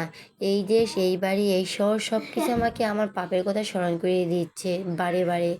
কিভাবে আমি একটা নির্দোষ মেয়েকে ঠকিয়েছি, কিভাবে প্রতিশোধ পরায়ণ হয়ে একটা মেয়েকে রেপ করাতে চেয়েছি, কিভাবে দিনের পর দিন মেয়েটিকে ছোট করেছি, কিভাবে একটা মানুষরূপী জানোয়ারকে প্ররোচনা এতে তো ভুল করেছি। সব সব আমাকে মনে করে দিচ্ছে এই শহর। আমি বাঁচতে পারছি না ভাইয়া, আমাকে হেল্প করো। অনুশোচনা অপরাধ বোধে আমি শেষ হয়ে যাচ্ছি। জানি না সেদিন তুমি না গেলে মেয়েটির কী হতো। রাজের কথাগুলো যেন আস্ত এক একটা ধাঁধা সবার কাছে। সবটা বুঝলো শুধুমাত্র রুহি, যে কিনা মাথা নিচু করে বসে আছে আর দোয়া পড়ে লাভ কি। আর কিছুই ঠিক হয়নি। হিয়া আর নাপি হালকা পাতলা বুঝলো, তবে যে রেবের বিষয় সব যেন ধোঁয়াশা। হিয়া মাথা নিচু করলো, তার বুকটা হঠাৎ ধক করে উঠলো। সবাই যদি জেনে যায় সবটা, ও কি আবার ভুল বুঝবে না তো সকলে? এদিকে নাফির মাথা ঘুরে গেল 1 সেকেন্ডে। হিয়ার বিরুদ্ধে কথা হয়নি তো এই ষড়যন্ত্র? সে গিয়ে বাঁচিয়েছে মানে? নাসিমা ব্যতীত তার জীবন প্রথম ও শেষ নারী হিয়া, যার জন্য, যার সাথে সে দেখা করেছে, কথা বলেছে। তবে কি? নাফির চোখ শক্ত হয়ে গেল মুহূর্তের মধ্যেই। মস্তিষ্কে ভীষণ চাপ অনুভব করলো। ও কিছুই বলতে যাবে তার আগে রাজের গালে একটা থাপ্পড় পড়লো। থাপ্পড়টা মেরেছেন নাসিমা। রাগে তিনি কাঁপছেন রীতিমতো। কুত্তার বাচ্চা জানোয়ার, তোকে আমি এই শিক্ষা দিয়েছি? শেষে কিনা একটা মেয়ের এত বড় সর্বনাশ করেছিস। মারো আম্মু, আমাকে আরও মারো, শাস্তি দাও আমাকে। ও বাড়ির সকলে হন্তভন্ত ভাই এসব কাণ্ডে। কী হচ্ছে এখানে? কেন হচ্ছে? তা তুমি বিদেশ যাচ্ছ, তাহলে আমার মেয়ের কী হবে? অবশ্য তুমি যে অন্যায় করেছো বলছো, এরপর আমার মেয়ে তোমার কাছে দেবো কি না সন্দেহ আছে। রাজ ঘুরে তাকালো রুহির মায়ের দিকে, একটু বাঁকা এসে বলল, সন্দেহের কোনো কারণ নেই, আপনার মেয়েকে আমি ডিভোর্স দিয়ে তবেই যাচ্ছি। রাত 10টা তখন। ড্রয়িং রুমে গোল হয়ে বসে আছে সকলে। রুহি বসে আছে হুইল চেয়ারে। ওর চোখে মুখের অবস্থা বিভৎস। ফুলের ড্রামের মতো হাতে একটা হয়েছে, চোখের নিচটা কালি হয়ে গেছে। হঠাৎ করে ওকে দেখতে যে কেউ ভয় পাবে। হাতে পায়ে মোটা মোটা ব্যান্ডেজ। ওর স্ত্রী দৃষ্টিতে তাকিয়ে আছে হিয়ার দিকে। আর বাচ্চা সম্ভব নয় তো, তা বোঝা শেষ। এতক্ষণে এত কথা, বেশ কয়েকটি কথায় তার কানে পৌঁছায়নি। যেন একটা ঘোরের মধ্যে চলে গেছে ও। বেশ কিছুক্ষণ পর রুহির ঘোর কাটলো। তাও রাজের বলা প্রতিটি কথায়। আমি ওকে ডিভোর্স দিতে চাই। যে মেয়ে তার অন্তঃসত্ত্বা বোনকে মারতে চায়, আর যাই হোক, তাকে সারা জীবন থাকা যাবে না। আজ একে মারতে চাইছে, কাল আমাকে, মাকে মারবে, পরশু ভাইকে, তরশু আমাকে। তার চেয়ে বরং আপনাদের মেয়ে আপনারাই নিয়ে যান। আর তাছাড়া আমি যেই অন্যায়গুলো করেছি সবটা আপনাদের মেয়ের কারণে, ওর প্রচারণায়। রাজার কথা সকলে নড়াচড়ে বসলো। কেউ এখনো জানে না রুহি হিয়াকে ধাক্কা দিতে চেয়েছিল। ড্রয়িং রুমে যেন একের পর এক বোম ব্লাস্ট হতে শুরু করলো। কী বলছো রাজ, এসব কি? সকলে অধৈর্য হয়ে গেছে। কী অর্থে রাজের কথায়? নাপি উঠে দাঁড়ালো সোফা ছেড়ে। ও গিয়ে রাজকে ওঠালো। মাঝখানে একবার হিয়ার দিকে তাকালো, ওকে শান্ত হতে বলল। ইশারায় বোঝালো সে থাকছে, হিয়ার গালে একটা ফুটের টোকাও পড়তে দেবে না। এরপর রাজকে উদ্দেশ্য করে বলল, এখন পর্যন্ত যে কটি কথা বলেছিস সব কিছুর এক্সপ্লেন কর, কুইক। রাজ ছোট একটা শ্বাস ছেড়ে বলল, বলছি, যে মেয়েকে নিয়ে রেবের ষড়যন্ত্র করেছিলাম সে আর কেউ নয়, আমাদের হিয়া। শুধুমাত্র এই রুহির কথা শুনে আমি অমন একটা ভুল সিদ্ধান্ত নিয়েছিলাম। বিশ্বাস করো, আমি করতে চাইনি, কিন্তু পরিস্থিতির চাপে পড়ে আমাকে করতে হয়েছে। কিন্তু ভাগ্যক্রমে সেদিন হিয়া বেঁচে যায়। ঠিক সময় তুমি উপস্থিত হয়েছিলে সেই দিন। আমাদের বিয়ের পর থেকে হিয়ার সাথে যত অঘটন ঘটেছে সব দায়ভার আমার আর রুহির। তোমার আর হিয়ার বিয়ে হলো, হিংসায় জ্বলতে থাকলাম আমরা। তবে এর ভালো দিক হলো, তোমাদের বিয়ের সাথে সাথে শুরু হলো আমার আর রুহির মধ্যে ঝামেলা। বলতে লজ্জা লাগছে, তবুও বলছি, রুহি আর আমার মাঝে সম্পর্কটা শুধুই নাটক। আমাদের মধ্যে এই স্বামী স্ত্রীর কোনো সম্পর্ক নেই। আমি কোনোদিন রুহিকে স্পর্শ করিনি। বলতে পারো স্পর্শ করার জন্যই দিনের পর দিন হিয়াকে ছোট করেছি। পুরুষের মন তো নারীদের বড় লোভ, আমিও লোভ সামলাতে পারিনি। তোমাদের বিয়ের পরে হিয়ার সাথে তোমাকে সুখে থাকতে দেখলাম। তোমাদের মধ্যে ভালোবাসা এক ফোঁটা কমতি নেই, অথচ আমার জীবনটা পুরো জাহান্নাম। সেই সময় আমি ভীষণ ঈর্ষান্বিত হলাম, সাথে রুহিও। ওরই মাঝে রুহির সাথে নতুন নতুন ঝামেলা শুরু হয়। আমি বড় ক্লান্ত হয়ে পড়েছিলাম। ভালো লাগতো না কিছুই। মনে হতো মনে হতো নিজেকে শেষ করে দেই। কিন্তু কয়েকদিন পরে আমি উপলব্ধি করতে পারি আমি ভুল করেছি। তোমাদের মতো একটা সংসার আমিও ডিজার্ভ করি। প্রতিশোধ পরায়ণ হয়ে আমি খাঁটি সোনা হারিয়েছি। এরপর আমি বাসায় বন্ধ করে দিই। এমনও দিন গেছে আমি সারাদিন না খেয়ে নিয়ে নদীর পাড়ে বসে ভেবেছি আর ভেবেছি, কী হচ্ছে আমার সাথে। কয়েকদিন লেগে গেল আমার এই প্রশ্নের উত্তর পেতে। শেষে উত্তর পেলাম। তোমরা সুখে আছো, এটা দেখেই আমার শান্তি। আমি নিজেকে পরিবর্তন করলে আমি এমন পেতে পারবো। তারপর তোমার সাথে সেদিন কথা হলো, আমার আরেকটু ভুল ভাঙলো। সেদিন ভেঙে গেল। আমি ভাবতাম মা তোমাকে বেশি ভালোবাসে, তুমি যেসব অর্জন করো তা শুধুমাত্র মায়ের জন্য। অথচ তোমার কথা শুনে আমি বুঝতে পারলাম তুমি যা অর্জন করছো তা কিন্তু তোমার কষ্টের প্রতিফল। তুমি আসলে এসব ডিজার্ভ করো। আমার এই অবস্থার জন্য নিতান্ত আমি দায়ী। সেদিনের ভুল ভাঙার পরে আমি আর সচেতন হয়ে যাই। এর মধ্যে রুহি আর আমার সাথে কথাবার্তা সম্পূর্ণ বন্ধ হয়ে যায়। তবুও আমি রুহিকে বোঝানোর চেষ্টা করি, কিন্তু ও শুধরানোর মতো মানুষ নয়। সকালে সিঁড়িতে রুহি আর হিয়ার পাশে আমিও দাঁড়িয়েছিলাম। আমি স্পষ্ট দেখেছি হিয়া যখন নিচে বাড়ালো, রুহিকে ধাক্কা মারতে নেই, ও হাত বাড়ানোর সাথে সাথে আমি হিয়াকে সরিয়ে নিই, যার দরুন রুহি পড়ে যায়। আর তারপর থেকে সবাই জানা সব কিছু। রাজ ধপ করে বসে পড়ল মাটিতে, কয়েক জোড়া অবিশ্বাস্য চাহনি ওর উপর। রুহিও মাথা নিচু করে বসে আছে। রুহির বাবা সহ বাকি সবাই স্তব্ধ হয়ে গেছে। হিয়ার চোখ দিয়ে অঝরে অশ্রু ঝরছে। হেলেনাও কাঁদছেন। তার মেয়েটাকে নিয়ে এত ষড়যন্ত্র। ওদিকে নামের চোখ মুখ রক্তিম হয়ে গেছে রাগে। ও শান্ত অথচ ভয়ানক দৃষ্টিতে তাকালো রুহির দিকে, এরপর রাজের দিকে। নাভি একটা হিয়াকেও পর্যবেক্ষণ করে নিল। বুঝলাম না তো, হিয়ার পেছনে কেন লেগেছো তোমরা? নাকি রাজ, তুমি আমার মেয়েকে ফাঁসাতে চাইছো? রাজ নর্মস্বরে রুহিমাকে বলো, হিয়ার পেছনে লাগার কারণ আমি বলতে পারবো না, তবে এটা বলতে পারি হিয়ার ক্ষতি করার পেছনে বড় কোনো কারণ নেই। তখন হিয়া নির্দোষ ছিল। সাথে সাথে গর্জে উঠল রুহি, সামনে ফাঁকাটা দিয়ে খুব কসরত করে বলো, মিথ্যে কথা। হিয়ার পেছনে লাগার কারণ আছে। ও ছোটবেলা থেকে আমার বাবার ভালোবাসায় ভাগ বসিয়েছে, যেটা আমার মোটেও ভালো লাগতো না। শুধু ও না, ছোটো মাও কম যায় না। আমার তো মনে হয় আমার বাবা আর ছোটো মায়ের সন্তান হিয়া। আর রাজের সাথে কি সম্পর্ক? রাজ হিয়ার প্রাক্তন ছিল, প্রাক্তন। ওই একটা নশা চরিত্রের মেয়া, যে কিনা ফুসলিয়ে ফুসলিয়ে নিজের প্রাক্তনের ভাইকে বিয়ে করেছে। রাজা বলেছে সব সত্যি। ইস, কেন যে সেদিনও কলঙ্কিত হলো না। ইস, কেন যে ও সকালে সিঁড়ি দিয়ে পড়লো না। আর হ্যাঁ, আমি হিসেবে একটু অনুতপ্ত নই, কিন্তু না ওর মতো নষ্টা। রুহি কথা শেষ করার আগে একটা শক্তপোক্ত হাত ওর গলা চেপে ধরলো। হঠাৎ এই কাণ্ডে হকচে গেল সবাই। রুহির নিঃশ্বাস আটকে আসার উপক্রম, কিন্তু কেউই আটকালো না একবার। এমনকি রুহির বাবা মাও নয়। তারা বিশ্বাসই করতে পারছে না তাদের মেয়ে এরকম করেছে। এত কিছু ছিল গভীরে। এতদিন তারা বোকার স্বর্গে বাস করেছেন। বেশি ভেঙে পড়লে রুহির বাবা। সেদিন ভেবেছিলেন তার মেয়ে ভুল করে কথাটা বলে ফেলেছে। অবশ্য সে এই কাজে অনুতপ্ত। কিন্তু আজ আজ পুনরায় রুহি ওই শব্দগুলো মুখ দিয়ে উচ্চারণ করলো। রুহির বাবা উঠে দাঁড়ালেন। আমারে কানিক করছিল। একবার একবার করে সদর দরজা দিয়ে বাড়ির বাইরে চলে গেছে। তাছাড়া এখনকার যুগে প্রেম ভালোবাসা কোনো জটিল ব্যাপার না। হিয়া প্রেম থাকতেই পারে, তবু তিনি যতদিন জানেন হিয়া নয়। নাফের বিয়ের প্রস্তাব দিয়েছিল, তার মানে নাফি সব জানতো, জেনে শুনে বিয়ে করেছে। সবই তো ঠিক আছে। রুহি শেষে কিনা গর্ভবতী হিয়াকে সিঁড়িতে ফেলে দিতে চেয়েছে। ছি, গর্জে উঠল। সেই সময় রুহিকে হুইল চেয়ার থেকে টেনে তুললো। একের পর এক চড়থাপ্পড় বসাতে লাগলো ওর গালে। মেয়েটির প্রতি অভিমান থাকলেও রুহির মা বসে থাকতে পারলেন না। দৌড়ে গিয়ে রুহিকে আগলে নিলেন। ওদিক থেকে নাসিমা হইলেন নাফের কাছে। নাফিকে বললেন, ও একটা মেয়ে, আমি তো তোকে কোনো নারী গায়ে হাত তোলা শেখাইনি, তাহলে তোর আর ওদের মধ্যে পার্থক্য কি থাকলো? নাফি ভয়ানক রেগেছে। ওর রাগ সম্পর্কে কম বেশি সবার ধারণা ছিল। নাসিমা কথাগুলো বললেন ঠান্ডা কণ্ঠে, কিন্তু নাফি যেন তেলে বেগুনি জ্বলে উঠল এসে। কাছের টি টেবিলটার উপর সজোরে লাথি মেরে বসলো। কখনো দেখছো এসব? কেন করেছি জানো না? বুঝতে পারছো না? আমার হিয়াও গালি দিয়েছে, মা সমতুল্য শাশুড়িকেও ছোট করেছে। ও কি ছেড়ে দেব? হ্যাঁ, ছেড়ে দিতে বলছো। ও আমার সন্তানকে পর্যন্ত ছাড়েনি, আমি কিভাবে ছাড়বো ওকে? নাভি আবার তেড়ে গেল রুহির দিকে। বাধা দিলেন নাসিমা। তিনি কান্না বিজড়িত গলায় বললেন, দোহাই লাগে বাপ আমার, মেয়েটা অসুস্থ, মরে যাবে ও। নাফিরা কিছুতেই কমছে না। ও নাসিমাকে সরিয়ে দিয়ে নিজের কাছ থেকে হাতের কাছে যা ছিল সব ভেঙে ফেললো ও।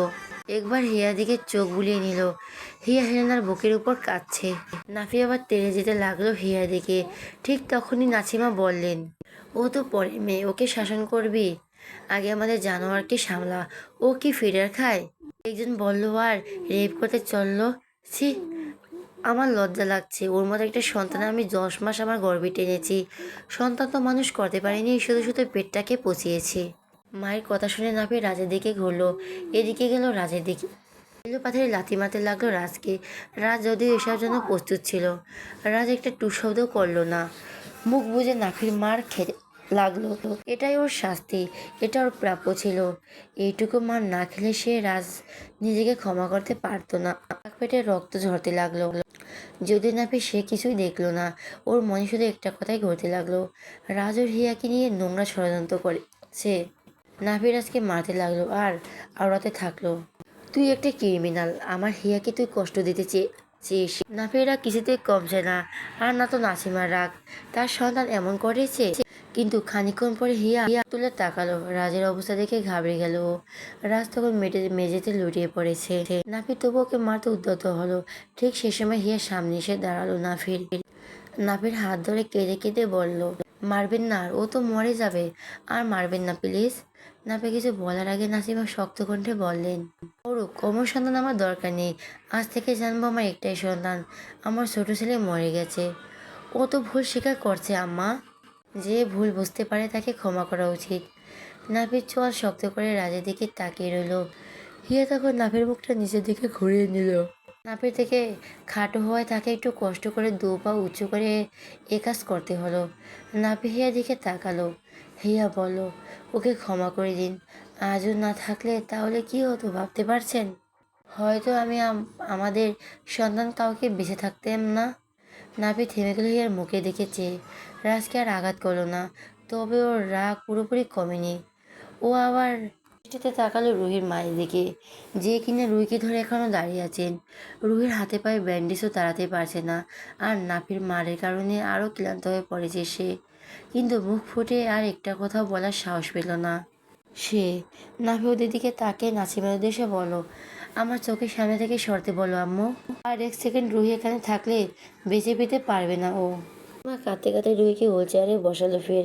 এরপর হিয়ার হেলনা থেকে ফিরে দীর্ঘশ্বাস চালো, অন্তঃপর বেরিয়ে গেল দরজা দিয়ে। নাভি তখনও ফুটছে রাগে।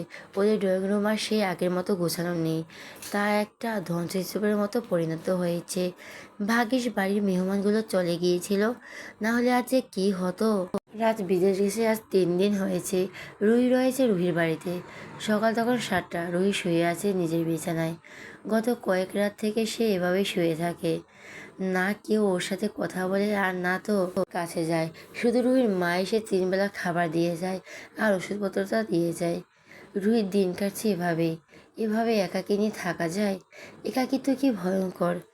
এই যে সারা রাত ধরে তার চোখে ঘুম নেই, টানা 4টা রাত সে ঘুমায় না।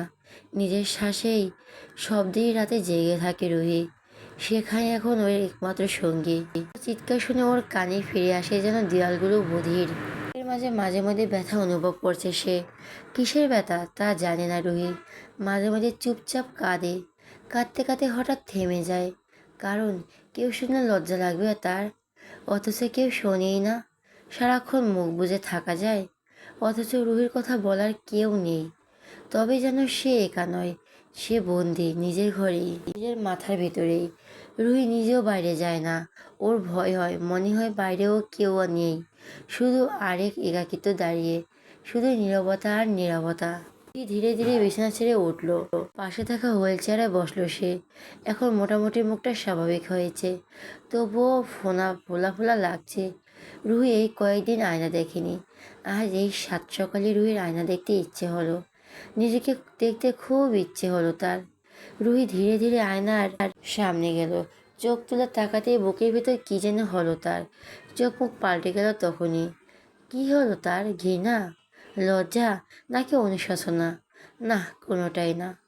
রুহির রাগ হলো, ভীষণ রাগ। হিয়ার কাছে হেরে যাওয়ার ক্ষোভ হলো তার। রুহি নিজের গালে নিজে 2টা চড় মারল। এসব একাকিত্ব, এসব অবহেলা সব সহ্য করে নিত সে। সব সব যদি হিয়াকে একটু হারাতে পারতো, ওকে যদি নিঃস্ব করতে পারতো। ডিভোর্স লেটার রুহির হাতে আসলো এক সিদ্ধ বিকেলে। যতক্ষণ না রুহি এটা হাতে পেল তার 1 সেকেন্ড আগেও ওর মনে ক্ষীণ আশা ছিল, রাজ হয়তো তাকে ডিভোর্স দেবে না। রাজেরও ভীষণ রাগ ছিল হিয়ার উপর। রাগ নিশ্চয়ই ভালো শাস্তে সেদিন ওকে ফাঁসিয়েছে, কিন্তু না, এমন তো কিছুই হলো না। রুহি এখন নিজে হাঁটাচলা করতে পারে মোটামুটি। ও বসেছিল বাড়ির পেছনের দিকে। মোবাইল আর কতক্ষণ চালানো যায়, কেউ তো আর কথা বলে না। ওই মোবাইল নিয়ে সারাক্ষণ পড়ে থাকতে হয়। রুহির বিরক্ত লাগছিল, তাই হাঁটতে হাঁটতে বাড়ির পেছনের দিকে এসেছিল। ঠিক তখনই রুহির মা এলেন এদিকে, হাতে একটা চিঠির খাম। তিনি এসে রুহির সাথে খুব একটা কথা বাড়ালেন না। তোর নামে চিঠি এসেছে। রুহিমাকে কথা শুনে অবাক হয়েছিল। তার নামে চিঠি? কে পাঠালো চিঠি? তবে রুহি ওর মায়ের সাথে কথা বললো না, বলেও না কখনো। কেউ ওর সাথে কথা বলে না, আর রুহি নিজেও সেদে কারোর সাথে কথা বলতে যায় না। মেয়েটা কেমন একরোখা, জিয়েদি। রুহির মা খামটা রেখে চলে গেলেন। রুহি দোমনা করতেই সেটা খুলল, আর খুলে ডিভোর্স লেটার দেখেই ওর বুকের ভেতর একটা ধাক্কা লাগলো। রুহি প্রায় আধ ঘন্টা যাবৎ ওই লেটারটার দিকে তাকিয়ে আছে। ওর বিশ্বাসই হচ্ছে না রাজ ওকে ডিভোর্স দিয়েছে। ওই তো, ওই যে নিচে রাজের সাইনটা জ্বলজ্বল করছে। রুহি খুঁটিয়ে খুঁটিয়ে দেখতে লাগলো পেপারটা। ঠিক তখনই ওর ফোনটা সজোরে বেজে উঠল। স্ক্রিনে ভেসে উঠল একটা অচেনা নাম্বার। রুহির মাথায় কিছু এলো না তখন। আপাতত মাথাটা হ্যাং হয়ে আছে। রুহি কিছু না ভেবে কল রিসিভ করলো। হ্যালো। ওপাশ থেকে প্রথমে কয়েক সেকেন্ড কোনো শব্দ শোনা গেল না। রুহি বারবার হ্যালো হ্যালো করে গেল, কিন্তু কোনো লাভ হলো না। 50 সেকেন্ড এভাবেই কাটলো। এরপর ওপাশ থেকে শোনা গেল ক্ষীণ গলার স্বর। রুহি। কণ্ঠটি কানে পৌঁছানো মাত্রই আটকে উঠল রুহি। রাজ কল করেছে? রুহির বুকের বাঁ পাশটা ধুকপুক শব্দটা বাড়ল। ও সাহসে কোনো জবাব দিতে পারল না। ওপাশ থেকে আরও কয়েকবার ডাকলো রাজ। শেষবার রুহি জবাব দিল। কেন কল করেছো? সাইনটা তো করেই দেখতেই পাচ্ছি। রুহি অভিমান করলো না অভিযোগ, তা বুঝলো না রাজ। বোঝার কথাও নয়। রুহির গলার স্বর এক ফোঁটাও নমনীয় নয়। রাজ বলল, তোমার আর আমার যাত্রা এখানেই শেষ। ভাবলে খারাপ লাগছে ভীষণ। কি অদ্ভুতভাবে ঘটে গেল সবটা। তুমি সব বলার জন্য কল করেছো? একটু প্রশ্ন করার জন্য কল করলাম। এমনিতে তো আর কখনো কথা হবে না। রুহির স্বর এবারে একটু নরম হলো। ও বলল, কি প্রশ্ন? আচ্ছা রুহি, আমরা কি চাইলেই পারতাম না সুন্দর একটা সংসার গড়ে তুলতে? না, পারতাম না। আমাদের ভেতরে কোনো কথাই ছিল না কখনো। না থাকুক, আমরা কি বানিয়ে নিতে পারতাম না? দেখো, এই প্রতিশোধ প্রতিহিংসার জন্য আজ সব কেমন এলোমেলো হয়ে গেল। এটা কি খুব দরকার ছিল রুহি? রুহি জবাব দিল না। রাজ আবার বলল, নিজেকে আয়নায় দেখো রুহি। ঘৃণা লাগে না? নিজের করা অন্যায়ের কথা মনে পড়ে না কখনো? কখনো কি অনুভব হয় না তুমি অন্যায় করেছ? তুমি মানো আর না মানো রুহি, তুমি অন্যায় করেছ। আচ্ছা, তোমার বাবা মা তো তোমার সাথে কথা বলে না। একবার ভেবেছো তারা কেন তোমার সাথে কথা বলছে না? আচ্ছা রুহি, তোমার কি একটু অনুশোচনা হয় না? কল কেটো না, রাগ করো না। আজই তো শেষ, আর কখনোই কথা হবে না আমাদের। আচ্ছা, সব বাদ দিলাম। হিয়া তো অন্তঃসত্ত্বা, মানলাম ও অন্যায় করেছে, কিন্তু ওর বাচ্চাটা, ও তো কোনো কিছু করেনি। ভাবতে পারছো? তুমি একটা খুন করতে চেয়েছিলে। তোমার কতটা অনুতাপ হয় জানি না রুহি, তবে আমার ভীষণ কষ্ট হয়, অনুশোচনা বোধ হয়। এই কথাগুলো কেন বললাম জানো? বললাম তোমাকে শাস্তি দিতে। এতক্ষণ রুহি রাজের প্রতি কথাটা মনোযোগ দিয়ে শুনছিল। তাকে শাস্তি দেওয়ার কথা শুনে সে একটু অবাক হলো। এতক্ষণে ঘোর কাটিয়ে বলল, যেমন? রাজ খুব কঠিনভাবে বলল, তোমার শরীরে যদি একটু মানুষের চামড়া থাকে, তবে আমার বলা কথাগুলো তুমি একবার হলো ভাববে। তোমার অনুশোচনাই হবে তোমার শাস্তি। তুমি ক্ষমা চাইবে, কিন্তু পাবে না। একাকিত্ব তোমাকে গ্রাস করবে রুহি। তুমি এভাবে কখনোই সুখী হতে পারবে না। রাজার কথার জবাবে রুহি কাট কাট গলায় বলল, আমি কখনোই কারো কাছে ক্ষমা চাইব না, কোনো দিনও না। রুহি কল কেটে দিল। যদি না কাটতো শুনতে পেত পুরুষলি দীর্ঘশ্বাসের শব্দ। বুঝতে পারতো রাজ তাকে ভালোবাসতে চেয়েছিল। হয়তো বুঝতে পারতো রাজ সুখের কাঙাল হয়ে তার ভালো হওয়ার প্রহর গুনেছিল। হেলেনা আর নাসিমা দুজনের যত্ন হিয়াকে আর পায়কে। আদরের মেয়েটি সারাক্ষণ আদরেই থাকে, যত্নে থাকে। সেদিনের ঝামেলার পর থেকে হেলেনা হিয়ার কাছেই থাকেন।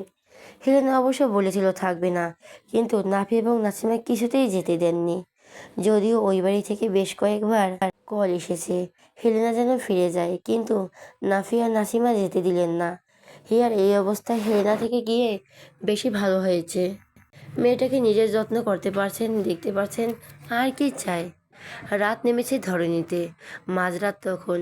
হিয়ার আজকাল ঘুম আসছে না, শরীরে অদ্ভুত এক অবসন্নতা, পেট ভারী হয়ে গেছে আগের চেয়ে, নড়তে চড়তে বেশ কষ্ট হয়। হিয়া বিছানায় শুয়ে শুয়ে এপাশ সুপাশ করছে, দুই পায়ে তার বেশ যন্ত্রণা হচ্ছে। পায়ের যন্ত্রণায় ঘুম আসছে না কিছুতেই। হিয়া নিজে নীরবে যন্ত্রণা ভোগ করছে, তবে নাপিকে ডাকলো না। মেয়েটা সে এপাশ ওপাশ করতে করতে উঠে বসলো, দীর্ঘ শব্দে বিছানা ছাড়লো মেয়েটা। ভারী পেটটা চেপে ধরে চললো ওয়াশরুমের দিকে। বেশ কয়েক মিনিট পর বের হলো হিয়া। হাসফাস লাগছে মেয়েটার। হিয়া ওয়াশরুম হতে বের হতে দেখতে পেল নাপি নেই বিছানায়। হিয়া খানিকটা অবাক হলো, উদ্বিগ্ন হয়ে চোখ বুলাতে লাগলো সারা রুমে। ঠিক তখনই ব্যালকনি থেকে রুমে ঢুকলো নাফি। হিয়া ওয়াশরুম থেকে বের হয়েছে, টের পেয়ে নাফি রুমে ঢুকেছে। হিয়াকে উদ্বিগ্ন হতে দেখে নাফি দ্রুত ওর কাছে এলো। ময়না, তুমি আমাকে ডাকুনি কেন বলো তো? কতবার বলেছি একা একা রাতে উঠবা না। হিয়া নাফিকে শান্ত স্বরে বলল, আপনি ঘুমাচ্ছেন বিদায় আর ডাকিনি। তাছাড়া আমার সমস্যা হচ্ছে না তো? হ্যাঁ, সেই তো দেখতেই পাচ্ছি।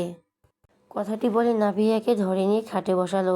যদিও হিয়ার অতটা সমস্যা হচ্ছে না। নাফি সযত্নে হিয়ার পা দুটো উঠিয়ে দিল বিছানায়। হিয়ার বলাও লাগলো না। নাফি হিয়ার পায়ে তেল মালিশ করতে শুরু করলো। হিয়া এতে ভীষণ অস্বস্তিতে পড়েছে। কেননা নাফি সারাদিন অফিসের কাজ করে, বাসায় যদি একটু রেস্ট না নিতে পারে। হিয়া একটু রাগ দেখিয়ে নাফিকে বলল, আপনি এসব কেন করবেন? কী সব? এই যে না ঘুমিয়ে এইসব করতে বলেছেন আমাকে।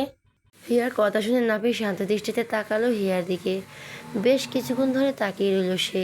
এরপর কিছু না বলে আবার নিজের কাজে মন দিল। হিয়ার মসৃণ সুন্দর পা দুটো খুব যত্ন সহকারে মালিশ করতে লাগলো। হিয়া দ্বিতীয়বার আর কিছু বললই না। এই রকম তো প্রতিদিনই হয়। হিয়া খুব খেয়াল করে দেখলো নাফিকে। সুদর্শন সেই যুবকটি বেশ ক্লান্ত লাগে আজকাল। আচ্ছা, সত্যিই কেউ এতটা ভালোবাসতে পারে? নাফি হিয়াকে এমনভাবে ভালোবাসে, মনে হয় হিয়ার শরীরে ব্যথাগুলো হিয়ার লাগে না, অনুভব করে। নাফির তো ভালোবাসার মাঝখানে হিয়ার ভালোবাসা কি ঠুনকো হয়ে গেল না? নাফি তার জন্য কতটা কষ্ট করে। নাফি শুধু দিয়েই গেল আর হিয়া শুধু নিয়েই গেল।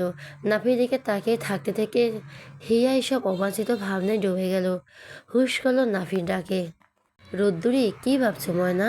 হিয়া দুই পা সরিয়ে নিল নাফির কাছ থেকে, হেডবোর্ডের সাথে হেলান দিয়ে পা ছাড়িয়ে দিল। ইশারায় নাফিকে মাথা রাখতে বলল নিজের পায়ের উপর। নাফি বাধ্য ছেলের মতো কথা শুনল, শুয়ে পড়ল হিয়ার কোলের কাছে। হিয়া তখন নাফির মাথার চুলে ভাঁজে হাত ডুবিয়ে দিল। ড্রিম লাইটের আলোয় এই দৃশ্য বড়ই মধুর লাগলো। তুমি বলো আমি যেন নিজেকে দেখি, তুমি বলো আমি যেন একটু বিশ্রাম নিই। আমি তখন ভাবি, তোমার এই ক্লান্ত চোখ দুটো রেখে আমি কিভাবে নিশ্চিন্তে ঘুমাই। তুমি তো আমার নিজের সবচেয়ে প্রিয় অংশ। তুমি ভালো থাকলেও আমিও ভালো থাকি।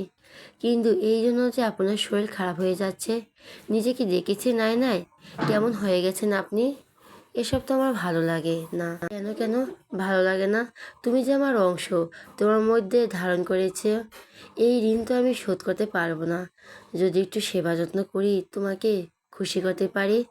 খুব যে আমাকে বকেছো, তুমি তোমাকে আয়নায় দেখেছো? উফ, আমার সঙ্গে যে কথাগুলো বলতে পারবে, সে এখন দুনিয়ায় জন্মই নেয়নি। ঠিক বলছো রোদ্দুরি, সে এখনো জন্ম নেয়নি। কথাটি বলে নাপি হেয়ার পেটে চুমু খেলো। আবারও বলো, কেননা সে এখনো এখানে আছে। হিয়া খিলখিলিয়ে হেসে উঠল নাফির কথা শুনে। নাফি মুগ্ধ নয়নে চেয়ে দেখলো সেই হাসি। মা হওয়ার পর হিয়ার সৌন্দর্য যেন বহুগুণ বেড়ে গেছে, শুধু তাকিয়ে থাকতে ইচ্ছে করে। বহুদিন পরে রুহি বাড়ি থেকে বের হলো। গন্তব্য কোথাও তার নিজেরও জানা নেই। আজকাল বাড়িতে ভালো লাগে না। সবার মাঝেও রুহি নিজেকে একা একা মনে হয়, ভীষণ একা। একটু কথা বলার ইচ্ছে রুহির ভিতর থেকে কুড়ে কুড়ে খায়। নিজের সাথে আর কতই বা কথা বলা যায়। ক্লান্ত লাগে যে। অনেক দিন কেটে যাওয়ার পর রুহির সাথে কেউ কথা বলে না, কেউই না। ওই সময় রুহির মতো হতো, কেউ না থাকলেও তার চলবে। সে কেন সেরে সেরে কথা বলবে সবার সাথে? তাও কি ঠেকা পড়েছে নাকি? কিন্তু আজকাল মন খুব করে চায় তার সাথে কেউ কথা বলুক, একটুখানি জিজ্ঞেস করুক সে কেমন আছে, কেমন কাটছে তাদের সময়। কিন্তু আফসোস তাকে কেউই প্রশ্ন করে না, কেউ একটা কথাও বলে না। না নিজের বাবা আর না তো নিজের মা, অন্য কারো কথা তো বাদ।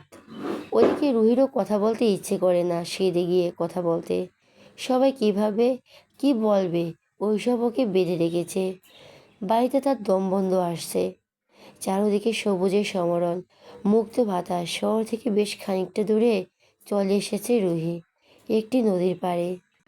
বলা বহুল রাজও এই নদীর পাড়ে আসতো। রুহি বসলো নদীর পাড়ে, যেখানে রাজ বসতো। রুহি এক দৃষ্টিতে তাকিয়ে রইল অদূরে। এমনিতেই আগে তার এসব নাটক ছাড়া কিছুই মনে হতো না। নদীর পাড়ে দেখে কি মানুষ, কিন্তু আজ রুহির বেশ লাগছে এখানে। হঠাৎ রুহির মনে পড়ল রাজের কথা। রাজের কথা কি সত্যি হতে চলছে? সে কি সুখী হবে না কখনো? এই কথা মাথায় আসতেই রুহি মাথা নাড়ল, হকচকিয়ে উঠল। না না, সে কিছুতেই অসুখে থাকবে না। রুহি মাথা নেড়ে এটা বললেও ওর মনের ভেতর থেকে কে যেন ডেকে বলল, তুই কি শেষ হয়ে গেছিস রুহি? একাকিত্ব তোকে আসলে গ্লাস করেছে। তুই তো বলেছিলি তোর কাউকে লাগবে না, তাহলে আজ তুই এখানে কেন? কেন এসেছিস তুই? তোর তো বাড়িতে থাকার কথা। তার মানে রাজের কথা সত্যি হয়েছে রুহি? রুহি ধড়ফড়িয়ে উঠে দাঁড়ালো। না না, এটা কিছুতেই হতে পারে না। রুহির চোখ পড়ল নদীর স্বচ্ছ জলে। লাল পাড়ের সাদা শাড়িতে বেশ ভালো লাগছে তাকে। বাসা থেকে তাই দেখে এসেছিল সে, কিন্তু নদীর জলে ভীষণ কুৎসিত লাগছে রুহিকে। নিজের প্রতিবিম্বি দেখে আটকে উঠল সে। চোখ দ্রুত নিচের অন্যদিকে ঘুরিয়ে নিল, কিন্তু তার আগে কি যেন একটা চোখে পড়ল তার। রুহি ভয়ে ভয়ে তাকালো আবার নদীর পানিতে। রুহি দেখল তার বিভৎস প্রতিবিম্বি খুব ভয়ঙ্করভাবে হাসছে। রুহি কিছুই বুঝে উঠতে পারল না। কি করবে ভেবে সে ছটফট করতে লাগলো। আচমকে তার কানে এলো একটা অদ্ভুত কণ্ঠ। একা থাকার অসুখে জলে মরছে রুহি, না হলে তোকে সকলের কাছে মাপ চাইতে হবে, ছোট হতে হবে সবার কাছে। ও ওই হিয়ার কাছেও তোকে ক্ষমা চাইতে হবে। হা হা হা, যদি রাজের কথা সত্যি হয় তবে তোকে সবাই ফিরিয়ে দেবে, তোকে কেউ ক্ষমা করবে না, উল্টো আরও হাসাহাসি করবে। হা হা হা, কি ভালোই না দেখাবে বল। রুহি ঘাবড়ে গেল। কি হচ্ছে তার সাথে? নদীতে থাকা প্রতিবিম্বী কিভাবে কথা বলছে তার সাথে? কিন্তু ওর বলা কথাগুলো, রুহি দুই হাতে কান চেপে চিৎকার করে বলে উঠল, এমনটা সে কখনই হতে দেবে না। রুহি ধপ করে বসে পড়ল মাটিতে। জোরে জোরে নিঃশ্বাস নিতে লাগলো মেয়েটা। চারপাশে তখনও সেই কণ্ঠ ভেসে আসছে। সেখানে বারবার বলা হচ্ছে রুহি হেরে গেছে, তাকে নিয়ে 2 দিন পরে মানুষ হাসাহাসি করবে। সেদিন রুহি দ্রুত ওই স্থান ত্যাগ করেছিল, কিন্তু তারপর থেকে ওর জীবনে নেমে এলো অশান্তি আর অশান্তি। কামরুল হাসান অসুস্থ হয়ে পড়লেন, সংসারে ভাগ হলো। রুহির বাবা মা আলাদা হয়ে গেল, যার যার তার তার।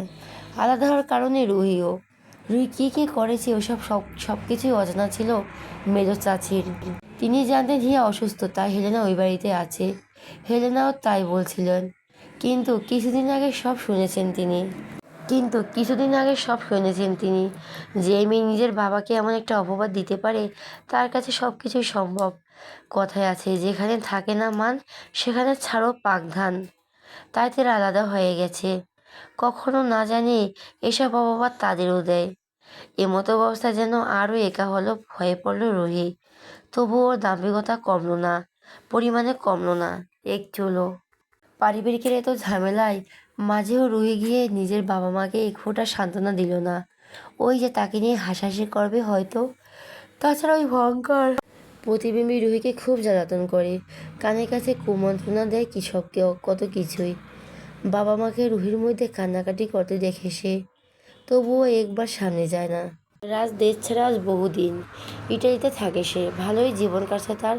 ইটালিতে রাজের একটা বন্ধু আছে, ও মূলত সেখানেই এনেছিল ওকে। এখন অবশ্য একটা জব করে, মোটা অঙ্কের বেতন পায়। বাড়িতে নাসিমের সাথে মাঝে মধ্যে কথা হয় ওর, না পেয়ে আর খোঁজ নেয়। কিন্তু ওদের সাথে কথা বলার সাহস নেই রাজের। যদিও তার জীবনে আর কেউ আসেনি, রাজ ঠিক করেছে তার জীবন আর কাউকে আসতেও দেবে না সে। তার জীবন একা একা বেশ কাটছে, আর ভবিষ্যতে সে এভাবে কাটিয়ে দেবে। বেসিন টেবিলের আয়নার সামনে দাঁড়িয়ে আছে হিয়া, তার পেছনে দাঁড়ানো নাপির চুলে বেনুনি গেঁথে দিচ্ছে। হিয়ার মন খারাপ এখন, মুডসুইং যাকে বলে। হিয়া মুখ গোমড়া করে চেয়ে থাকলো আয়নায়, এই আশায় নাফি দেখবে তাকে। হিয়ার ভাবনা সত্যি হলো। নাফি দেখলো হিয়ার গোমড়া মুখ। নাফি হাসলো তো তা দেখে, হাসবে নাই বা কেন? এই মেয়ে তো মিনিটে মিনিটে মুড সুইং করছে। নাফিয়ার কাঁধে হাত রেখে বলল, কি হয়েছে ময়না, শরীর খারাপ লাগছে? হিয়া একটু উচ্চস্বরে বলল, আপনি না মাত্র এসে হাসলেন, এখন জিজ্ঞেস করছেন কেন খারাপ লাগছে কি না? ওটাও দেখে ফেলেছে, মনে মনে বলল নাফি। মুখে বলল, আমি তো হাসিনি। কার মতো সাহস, রোদ্দুরির মন খারাপ আর সে হাসে? নাফির কথা শুনে হিয়া হাসবে না করে ফিক করে হেসে উঠল। ঘুরে নাফির দিকে ফিরল সে। নাফিকে জড়িয়ে ধরে বলল, কিছুদিন পরেই তো অপারেশন, তো মানুষ তখন মারা যায়। আমার ভয় হচ্ছে আমিও যদি আর ফিরে না আসি। হিয়ার কথা শুনে নাফির বুকের ভেতরটা মোচড় দিয়ে উঠল। ধুর, এসব বলো না, আল্লাহ ভরসা, কিছুই না হবে না তোমার। শুনুন না, আমি ফিরে না এলে আমার বাচ্চাকে দেখবেন তো আপনি? আমার মা, আমার মাকে ফেলে দিবেন না তো? এসব আবল তাবল কথা শুনে নাফির মেজাজ খারাপ হলো খুব। ধমকে উঠলো নাফি, এসব কি বলছো তুমি? তুমি কি এখন বকা শুনবা আমার কাছ থেকে? আরে রাগ করছেন কেন, আমি তো এমনিতেই বললাম। আর একটা কথা বলবো? শেষের কথাটা হিয়া একটু নাটকীয় স্বরে বলল। নাফি গলে গেল হিয়ার হাসি মুখ দেখে। বলো। অপারেশনের সময় তো অজ্ঞান করে নেবে তাই না? যদি আমার জ্ঞান না ফিরে, আমাকে ক্ষমা করে দিবেন? হ্যাঁ, আমাদের এইটুকু পথ চলার কত ভুল করেছি, আমাকে ক্ষমা করে দিবেন? হ্যাঁ। নাফি কেন জানি বুকটা ভেঙে এলো। এক মুহূর্তে ভাবলো হিয়ার কথাটা, শ্বাস আটকে এলো। সম্ভব না, হিয়াবিহীন নাফি অসম্ভব। অসম্ভব মানে অসম্ভব। নাভির চোখ বেয়ে অশ্রু গড়িয়ে পড়লো এক ফোঁটা। হিয়াকে বুকে নিল মানুষটা, যেন ছেড়ে দিলেই পালিয়ে যাবে হিয়া। হাসপাতালে নেবে না তোমাকে, সি সেকশন করা লাগবে না, নর্মাল ডেলিভারি করাবো, কোনো অজ্ঞান করা হবে না। না না, তোমাকে আমি হারাতেই দেব না, কিছুতেই না। হিয়া মরিন হেসে বলল, আমার সত্যি ভয় হয় যদি আমি আর না ফিরি। হিয়াকে থামাতে না পেরে নাভি জোরে চেঁচিয়ে উঠল, আম্মু, আম্মু! এই হিয়া, পাগল হয়ে গেছো? ওকে পাবনায় নিতে হবে, সিট বুকিং করো। হিয়া চমকালো, কি আশ্চর্য, এসব কি? কোন সব? আমাকে ডাকলেন কেন? আর ওটা কি বললেন? কোনটা? এখন কি জানাবেন না তাই না? আরে বলো না, ওই ওই মাত্র আম্মুকে যেটা বললেন। হিয়া তাতে দাঁত চেপে বলল, হ্যাঁ বলেছি, পাবনা একটা সিট বুকিং দিতে, তোমাকে রেখে আসবো সেখানে। হিয়া নাভির কথা শুনে বেজায় খেপে গেল। এলোপাতাড়ি কিল বসানো নাভির পেটে, যদিও তা খুবই আস্তে। রুহিদের বাড়ির অবস্থা বেশ খারাপ। কথায় আছে, যে ভালো হয় সে একেতেই হয়, আর যে না হয় সে একাত্তরও হয় না। রুহির অবস্থা হলো তাই। এত কিছুর পরে তো স্বভাবের এক ফোঁটাও পরিবর্তন হলো না। এমনিতে তো সারাদিন ঘরের ভেতরে পড়ে থাকে, বের হয় না তেমন। আর হলে শুধু ঝগড়া বাঁধায় মেজে চাচির সাথে। মায়ের সাথে যাই হোক, সম্পর্কটা একটু স্বাভাবিক হয়েছিল, সেটাও ঠিকভাবে রাখতে পারলো না মেয়েটা। সারাক্ষণ খেঁচাখেচি লেগেই থাকে। মায়ের সাথে কোমরে গামছা বেঁধে ঝগড়া করে সে। মেয়েটা কি হলো বলো তো? ও কেন এমন করছে? আমার সাথেও এমন ব্যবহার করে, ওর চাচির সাথে ঝামেলা করে। আচ্ছা, ওকে নিয়ে কি করি বলো তো? কামরুল হাসান মেয়ের ব্যাপারে কথা বলতে আগ্রহী নন। ওই মেয়ের যেন কতগুলো হাসি খুশি সংসার ভেঙেছে, চুরমার হয়ে গেছে। বাবা হয়ে কত বড় অপবাদ দিয়েছে মেয়ের কাছ থেকে, এর চেয়ে লজ্জাজনক আর কি হতে পারে? কামরুল যখন জবাব দিলেন না, তখন রুহির মা বারবার বলতে লাগলেন একই কথা। শেষে কামরুল হাসান রেগে মেগে বললেন, বলো ওকে, আর সহ্য করা যাচ্ছে? এত মানুষ মরে, আল্লাহ ওকে মারছে না কেন? রুহির মা আর দ্বিতীয়বার কিছু বলার সাহস পেলেন না। বাবা যতই দূরে সরিয়ে দিক, তিনি তো আর পারছেন না। তিনি তো মা, তাই না? তাছাড়া কয়েক মাস তো তিনি দূরে রেখেছিলেন মেয়েকে, আর কি করবেন? ফেলে তো আর দিতে পারবেন না। ড্রয়িং রুমে বসে আছে হিয়া। ডেলিভারি আর বেশি দিন সময় বাকি নেই। হেলিনা নিজের ঘরে ঘুমাচ্ছেন, নাসিমা বাড়িতে নেই, আর নাভিও অফিসে। মোটামুটি বাসা পুরোই ফাঁকা। হিয়া টিভিতে কার্টুন দেখছে সোফায় বসে। মেয়েটার পানি পিপাসা অনুভব হলো তখন।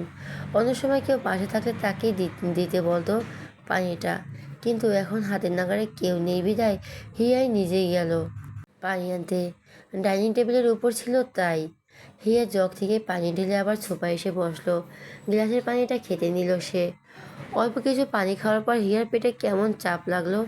তারপর হঠাৎই ব্যথা শুরু হয়ে এলো পেটে। হিয়া চিৎকার করে উঠল, আম্মু! হাসপাতালের অপারেশনের রুমের সামনে দাঁড়িয়ে আছে নাভি, নাসিমি, হেলেনা সহ ওই বাড়ির আরও কয়েকজন দাঁড়িয়ে আছে সেখানে। সবাই মোটামুটি স্থির, কিন্তু ছটফট করছে নাভি। চোখ দুটো লাল টকটকে করছে, ছোঁয়া লাগলে যেন রক্ত গড়িয়ে পড়বে। তখন হিয়ার পেন উঠেছিল। যেহেতু এখনও ডেলিভারির সময় হয়নি, তাই ডাক্তার ইমার্জেন্সি সিজার করা লাগবে। ব্যাস, অনিচ্ছা সত্ত্বেও সেই সেকশন নিতে হলো হিয়াকে। হিয়াকে অপারেশন রুমে নেওয়ার আগে ও সবার কাছে ক্ষমা চেয়েছে। হিয়ার এমন বিপদে ওর চাচা চাচিরা না এসে পারেনি। বারবার মনে হয়েছে হিয়ার বলা সেই কথাগুলো, ছটফট করে মরছে ভেতরটা। কেমন আছে তার হিয়া? অবশেষে অপেক্ষার অবসান ঘটল। নাভি দরজার পাশে দেওয়ালের সাথে মাথা ঠেকিয়েছিল। ঠিক তখনই অপারেশন থিয়েটারের দরজা খোলার শব্দ হলো। নাভি হকচকে তাকালো সেদিকে। হৃৎপিণ্ডটা চলছে অস্বাভাবিক গতিতে। ধুকপুক শব্দ যেন দূর থেকেও শোনা যাচ্ছে। নাভি দেখলো দুজন নার্স হাসি মুখে বেরিয়ে এসেছে। একজনের হাতে তোয়ালে দিয়ে মোড়ানো ছোট্ট কিছু একটা। নাভি বা পাশে ধুকপুকানি আরও বাড়ল। ও বেচারা একটা শব্দ না করলেও পারত ভয়ে। শুধু ড্যাব ড্যাব করে দেখে গেল ও কি হচ্ছে। নাসিমা নার্সদের দেখে সামনে এগিয়ে গেলেন। একজন নার্স বলে উঠল, মিষ্টি নিয়ে আসেন, মিষ্টি। একটা পুতুল এসেছে আপনাদের ঘরে। মেয়ে হয়েছে, মেয়ে। সবাই খুশি হলো। খুশিতে আত্মহারা যাকে বলে। প্রথমে হেলেনা কোলে নিলেন হিয়ার মেয়েকে। তারপর সবাই একে একে দেখতে লাগলো। কিন্তু নাফি স্তম্ভিত।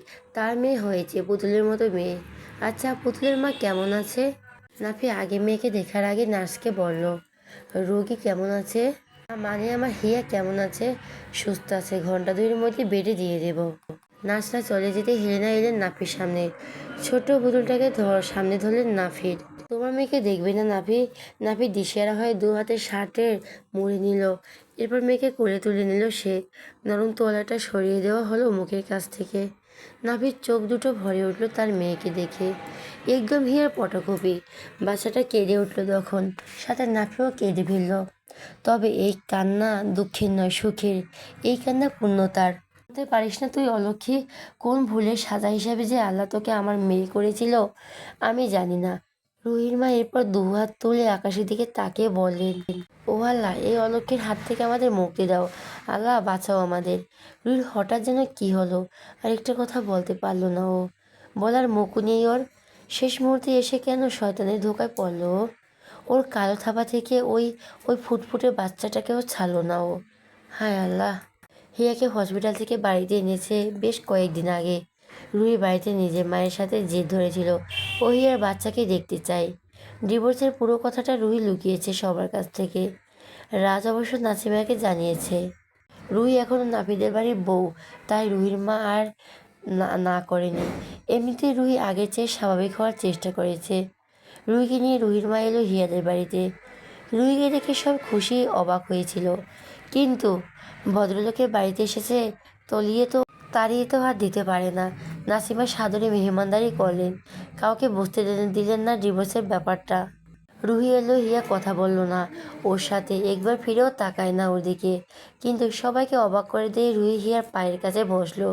অনুনয়ের সাথে বলল, মাপ চাওয়ার মুখ নেই, তবুও বলছি ক্ষমা করে দে আমাকে। হিয়া একটু বিশ্বাস করলো না ওর কথা, কেননা এরকম কথা রুহি আগেও বলেছে। হিয়া ইগনোর করলো রুহিকে। রুহি আর হিয়ার সাথে কিছু বলল না। এর প্রকার জোরে টান দিল মেয়েকে, কোলে নিতে চাইলো। হিয়া কাটকাট গলায় বলল, আমার মেয়েকে ছোবে না তুমি, প্লিজ, ওর গায়ে হাত দিও না। রুহি রাগ উঠল। ভালোভাবে বলছে, কানে যায়নি তাই না? রুহি ইচ্ছা করে সর্বশক্তি দিয়ে বাচ্চাটাকে টেনে নিল। নরম কোমল পুতুলটা ব্যথায় কেঁদে উঠল। বাচ্চার কান্না দেখে হিয়াও চিৎকার করে উঠল। রুহির মাও হেলেনা এগিয়ে বাচ্চাটাকে কোলে তুলে নিল। দেখতে লাগলেন কোথায় লেগেছে। হাতে টান দিয়েছে রুহি। হেলেনা দেখলেন পুতুলের হাতটা লাল হয়ে গেছে মুহূর্তেই। তিনি হাত দিয়ে ছুঁয়ে দেখলেন জায়গাটা। অমনি বাচ্চাটারও জোরে কেঁদে উঠলেন। মেয়ের কান্না কিছুতেই সহ্য করতে পারল না হিয়া। হিয়াও কেঁদে ফেলে ডুকরে। রুহির মা তখন উপরিত কথাগুলো বলেছিলেন। রুহি একটা কথাও বলল না আর। ধীরে ধীরে বেরিয়ে গেল বাড়ি থেকে। আশেপাশে তখন অজস্র প্রতিবিম্বী দেখা যাচ্ছে তার। কেউ ধিক্কার জানালো, কেউ হাসছে, কেউ তো রেগে আছে, কেউ আছে কেননা বাচ্চাটা তেমন কিছুই হয়নি। এটাই ব্যর্থতা। রুহি সেই নদীর কাছে গেল আবার। নদীর পাশে বসলো সেদিনের মতো হয়ে পড়ে। নদীর পানিতে আজও তাকে দেখা যাচ্ছে। তুই এখনো বেঁচে আছিস? ছি ছি, তোর মাও তো তোকে মরতে বলেছে রুহি। মরে যা তুই। তুই বেঁচে থাকলে আর ভালো থাকতে পারবি না, পারবি না ভালো থাকতে। ও হিয়া জিতে গেছে, ওর বাচ্চার কোনো ক্ষতিই হয়নি। কিন্তু কিন্তু তুই আবার সবার চোখের সামনে খারাপ হয়ে গেছিস। আর কখনো ভালো হতে পারবি না তুই। তোর বাবা তোকে ঘৃণা করে রুহি। যা নিজের বাবার কাছে ক্ষমা চা, আর সুযোগ হবে না কিন্তু। রুহি আর শুনলো কুৎসিত মানুষটার কথা। কুৎসিত, কি আশ্চর্য! আজ যে ওর মায়াবী লাগছে। কিভাবে সম্ভব এটা? তবে রুহি সেসব দেখলো না। পুরো পৃথিবীটা যেন ওর এটা জাহান্নামে পরিণত হয়েছে তার কাছে। একটু বাঁচার জন্য হলেও তাকে মরতে হবে, মরতেই হবে। এভাবে আর যাই হোক বাঁচা যায় না। রুহি উঠে দাঁড়ালো। ফোনে খানিকক্ষণেই টাইপ করলো কি যেন একটা মেসেজ সেন্ড করলে রুহি ধীরে ধীরে নামতে লাগলো নদীর ঠান্ডা পানিতে। ও যেন সম্বোধনীয় হয়ে গেছে। সামনে প্রতিবিম্বটা ওকে হেসে হেসে ডাকছে, আর রুহি নিজেও চলে যাচ্ছে সেদিকে। রুহি তখন বুক সমান পানিতে চলে এসেছে। তাহলে তুই সিদ্ধান্ত নিয়ে নিয়েছিস, ক্ষমা চাইবি না বাবার কাছে? রুহি জবাব দিল না সেই মুহূর্তে কণ্ঠের। ক্ষমা তো চাইতে গিয়েছিল সে, কিন্তু সবটা শেষ করার পর এমন কেন হলো? ওর কি এই মতলব ছিল? আসলেই ছিল। মা তো বলে দিয়েছে ও যেন মরে যায়। তাহলে আর বেঁচে থাকে লাভ কি? সাঁতার না জানা রুহি আরও এগিয়ে যায়। পেছনে ফেরার একটু চেষ্টা করে না সে। কিছুক্ষণের মাঝে সে ডুব দিল অথই জলে। পার থেকে আর দেখা গেল না রুহিকে। শুধু লাল পায়ের সাদা শাড়িটা বেশি উঠেছে অল্প একটু। ফুলের হাত ভেঙে গেছে, বাচ্চাটা কেন সহ্য করার মতো নয়। ইস, 15 দিনের বাচ্চা কি ব্যথাই না পেয়েছে। হিয়া আর নাপি যখন হসপিটালে ছোটাছুটি করছে বাচ্চাটাকে নিয়ে, তখন খবর এলো রুহি মারা গেছে। পানিতে ভেসেছিল ওর মরা দেহ। এমন একটা খবর কেউই আশা করেনি, কেউ না। রুহির এই পরিণতি তো হওয়ারই কথা ছিল না। আমি ইচ্ছে করে ছোট মাকে কষ্ট দিয়েছি রাজ। তোমার কথাই সত্যি হলো। আমি ভালো থাকতে পারলাম না। সত্যি অশান্তির আগুন আমাকে জ্বালিয়ে মারছে। আমি শেষ মুহূর্তে চেয়েছি হিয়াকে কষ্ট দিতে, কিন্তু সৃষ্টিকর্তা ওর সুখ লিখেই রেখেছে। আমি পারবো না ওকে কষ্ট দিতে। বলতেই হয় ভাগ্যবতী মেয়েটা। জানো, আমার হিংসে হয়। এই পর্যন্ত যা করেছি সব কিছু একটু ভালো থাকার জন্য। আমার আর ভালো থাকা হলো না। তবে আমি জিতবই রাজ, আমি জিতবো। আমি কারো কাছে মাথা নোয়াবো না, কিছুতেই না। তুমি দেখে নিও আমি সবাইকে হারিয়ে জিতে যাব। মেসেজটা পড়ার সাথে সাথে রাজ কল করলেন রুহিকে, কিন্তু তার ফোন বন্ধ দেখলো। বাড়িতে কল করে জানতে পারলে পুতুলের হাত ভেঙে গেছে, হসপিটালে গেছে সবাই। তার কয়েক ঘন্টা পরে রাজ শুনতে পেল রুহির মারা গেছে। ব্যালকনিতে দাঁড়িয়ে কথা বলছিল রাজ। রুহির খবরটা শুনে ধপ করে বসে পড়ল মাটিতে। কিভাবে সম্ভব এটা? তুই এমনটা কিভাবে করতে পারলো? রাজের কি হলো কে জানে, ওই হঠাৎ কেঁদে উঠল, চিৎকার করে আর্তনাদ করে উঠল রাজ। কেটে গেছে কয়েক মাস, এখন পরিস্থিতি অনেকটাই স্বাভাবিক। সবাই ফিরে গেছে নিজেদের জীবনে। হেলেনা চলে গেছে ওই বাড়িতে, রাজ ইটালিতে থাকে। নাভি ও হিয়া তাদের মেয়ে নাভিয়াকে নিয়েই সুখেই কাটছে ওদের সংসার। সেদিন শুক্রবার, ছুটির দিন। হিয়াকে নিয়ে অনেক দিন ঘুরতে যায় না নাফি। শুক্রবার সকাল থেকে নাফি হিয়াকে জোর করে ঘুরতে যাওয়ার জন্য। হিয়া মেয়েটা নিয়ে যেতে চায়নি, কিন্তু নাফির এতবার বলার পর আর না গিয়ে থাকতে পারল না সে। অনেকদিন পর হিয়া কালো একটা শাড়ি পরলো, মেয়েকেও পরালো কালো একটা জামা, নাফি নিজে পরলো কালো পোশাক। পুরো 3টার দিকে ওরা বের হলো বাড়ি থেকে। একটা সুন্দর পার্কের সামনে গিয়ে থামলো নাফির গাড়ি। এক হাতে মেয়েকে কোলে নিয়ে অন্য হাতে হিয়ার হাত ধরে নাফির পার্কের ভিতরে ঢুকলো। একটা সুন্দর জায়গা দেখে বসলো ওরা। হিয়া নাফির কাছ থেকে মেয়েকে নিল, আবদার করলো নাফির কাছে, ও তো ফুচকা, ও একটু ফুচকা এনে দিবেন? এভাবে বলতে হয়? তুমি শুধু বলবা একটা লাগবে ব্যাস। নাপি হিয়াকে সাবধানে বসিয়ে রেখে গেল ফুচকা আনতে। কয়েক মিনিট পরে ফিরেও এলো সে। ফুচকা প্লেট হিয়ার হাতে দিয়ে মেয়েকে কোলে নিল নাফি। ফুচকা খেতে লাগলো, মাঝে মাঝে নাফির গালেও একটা দিল।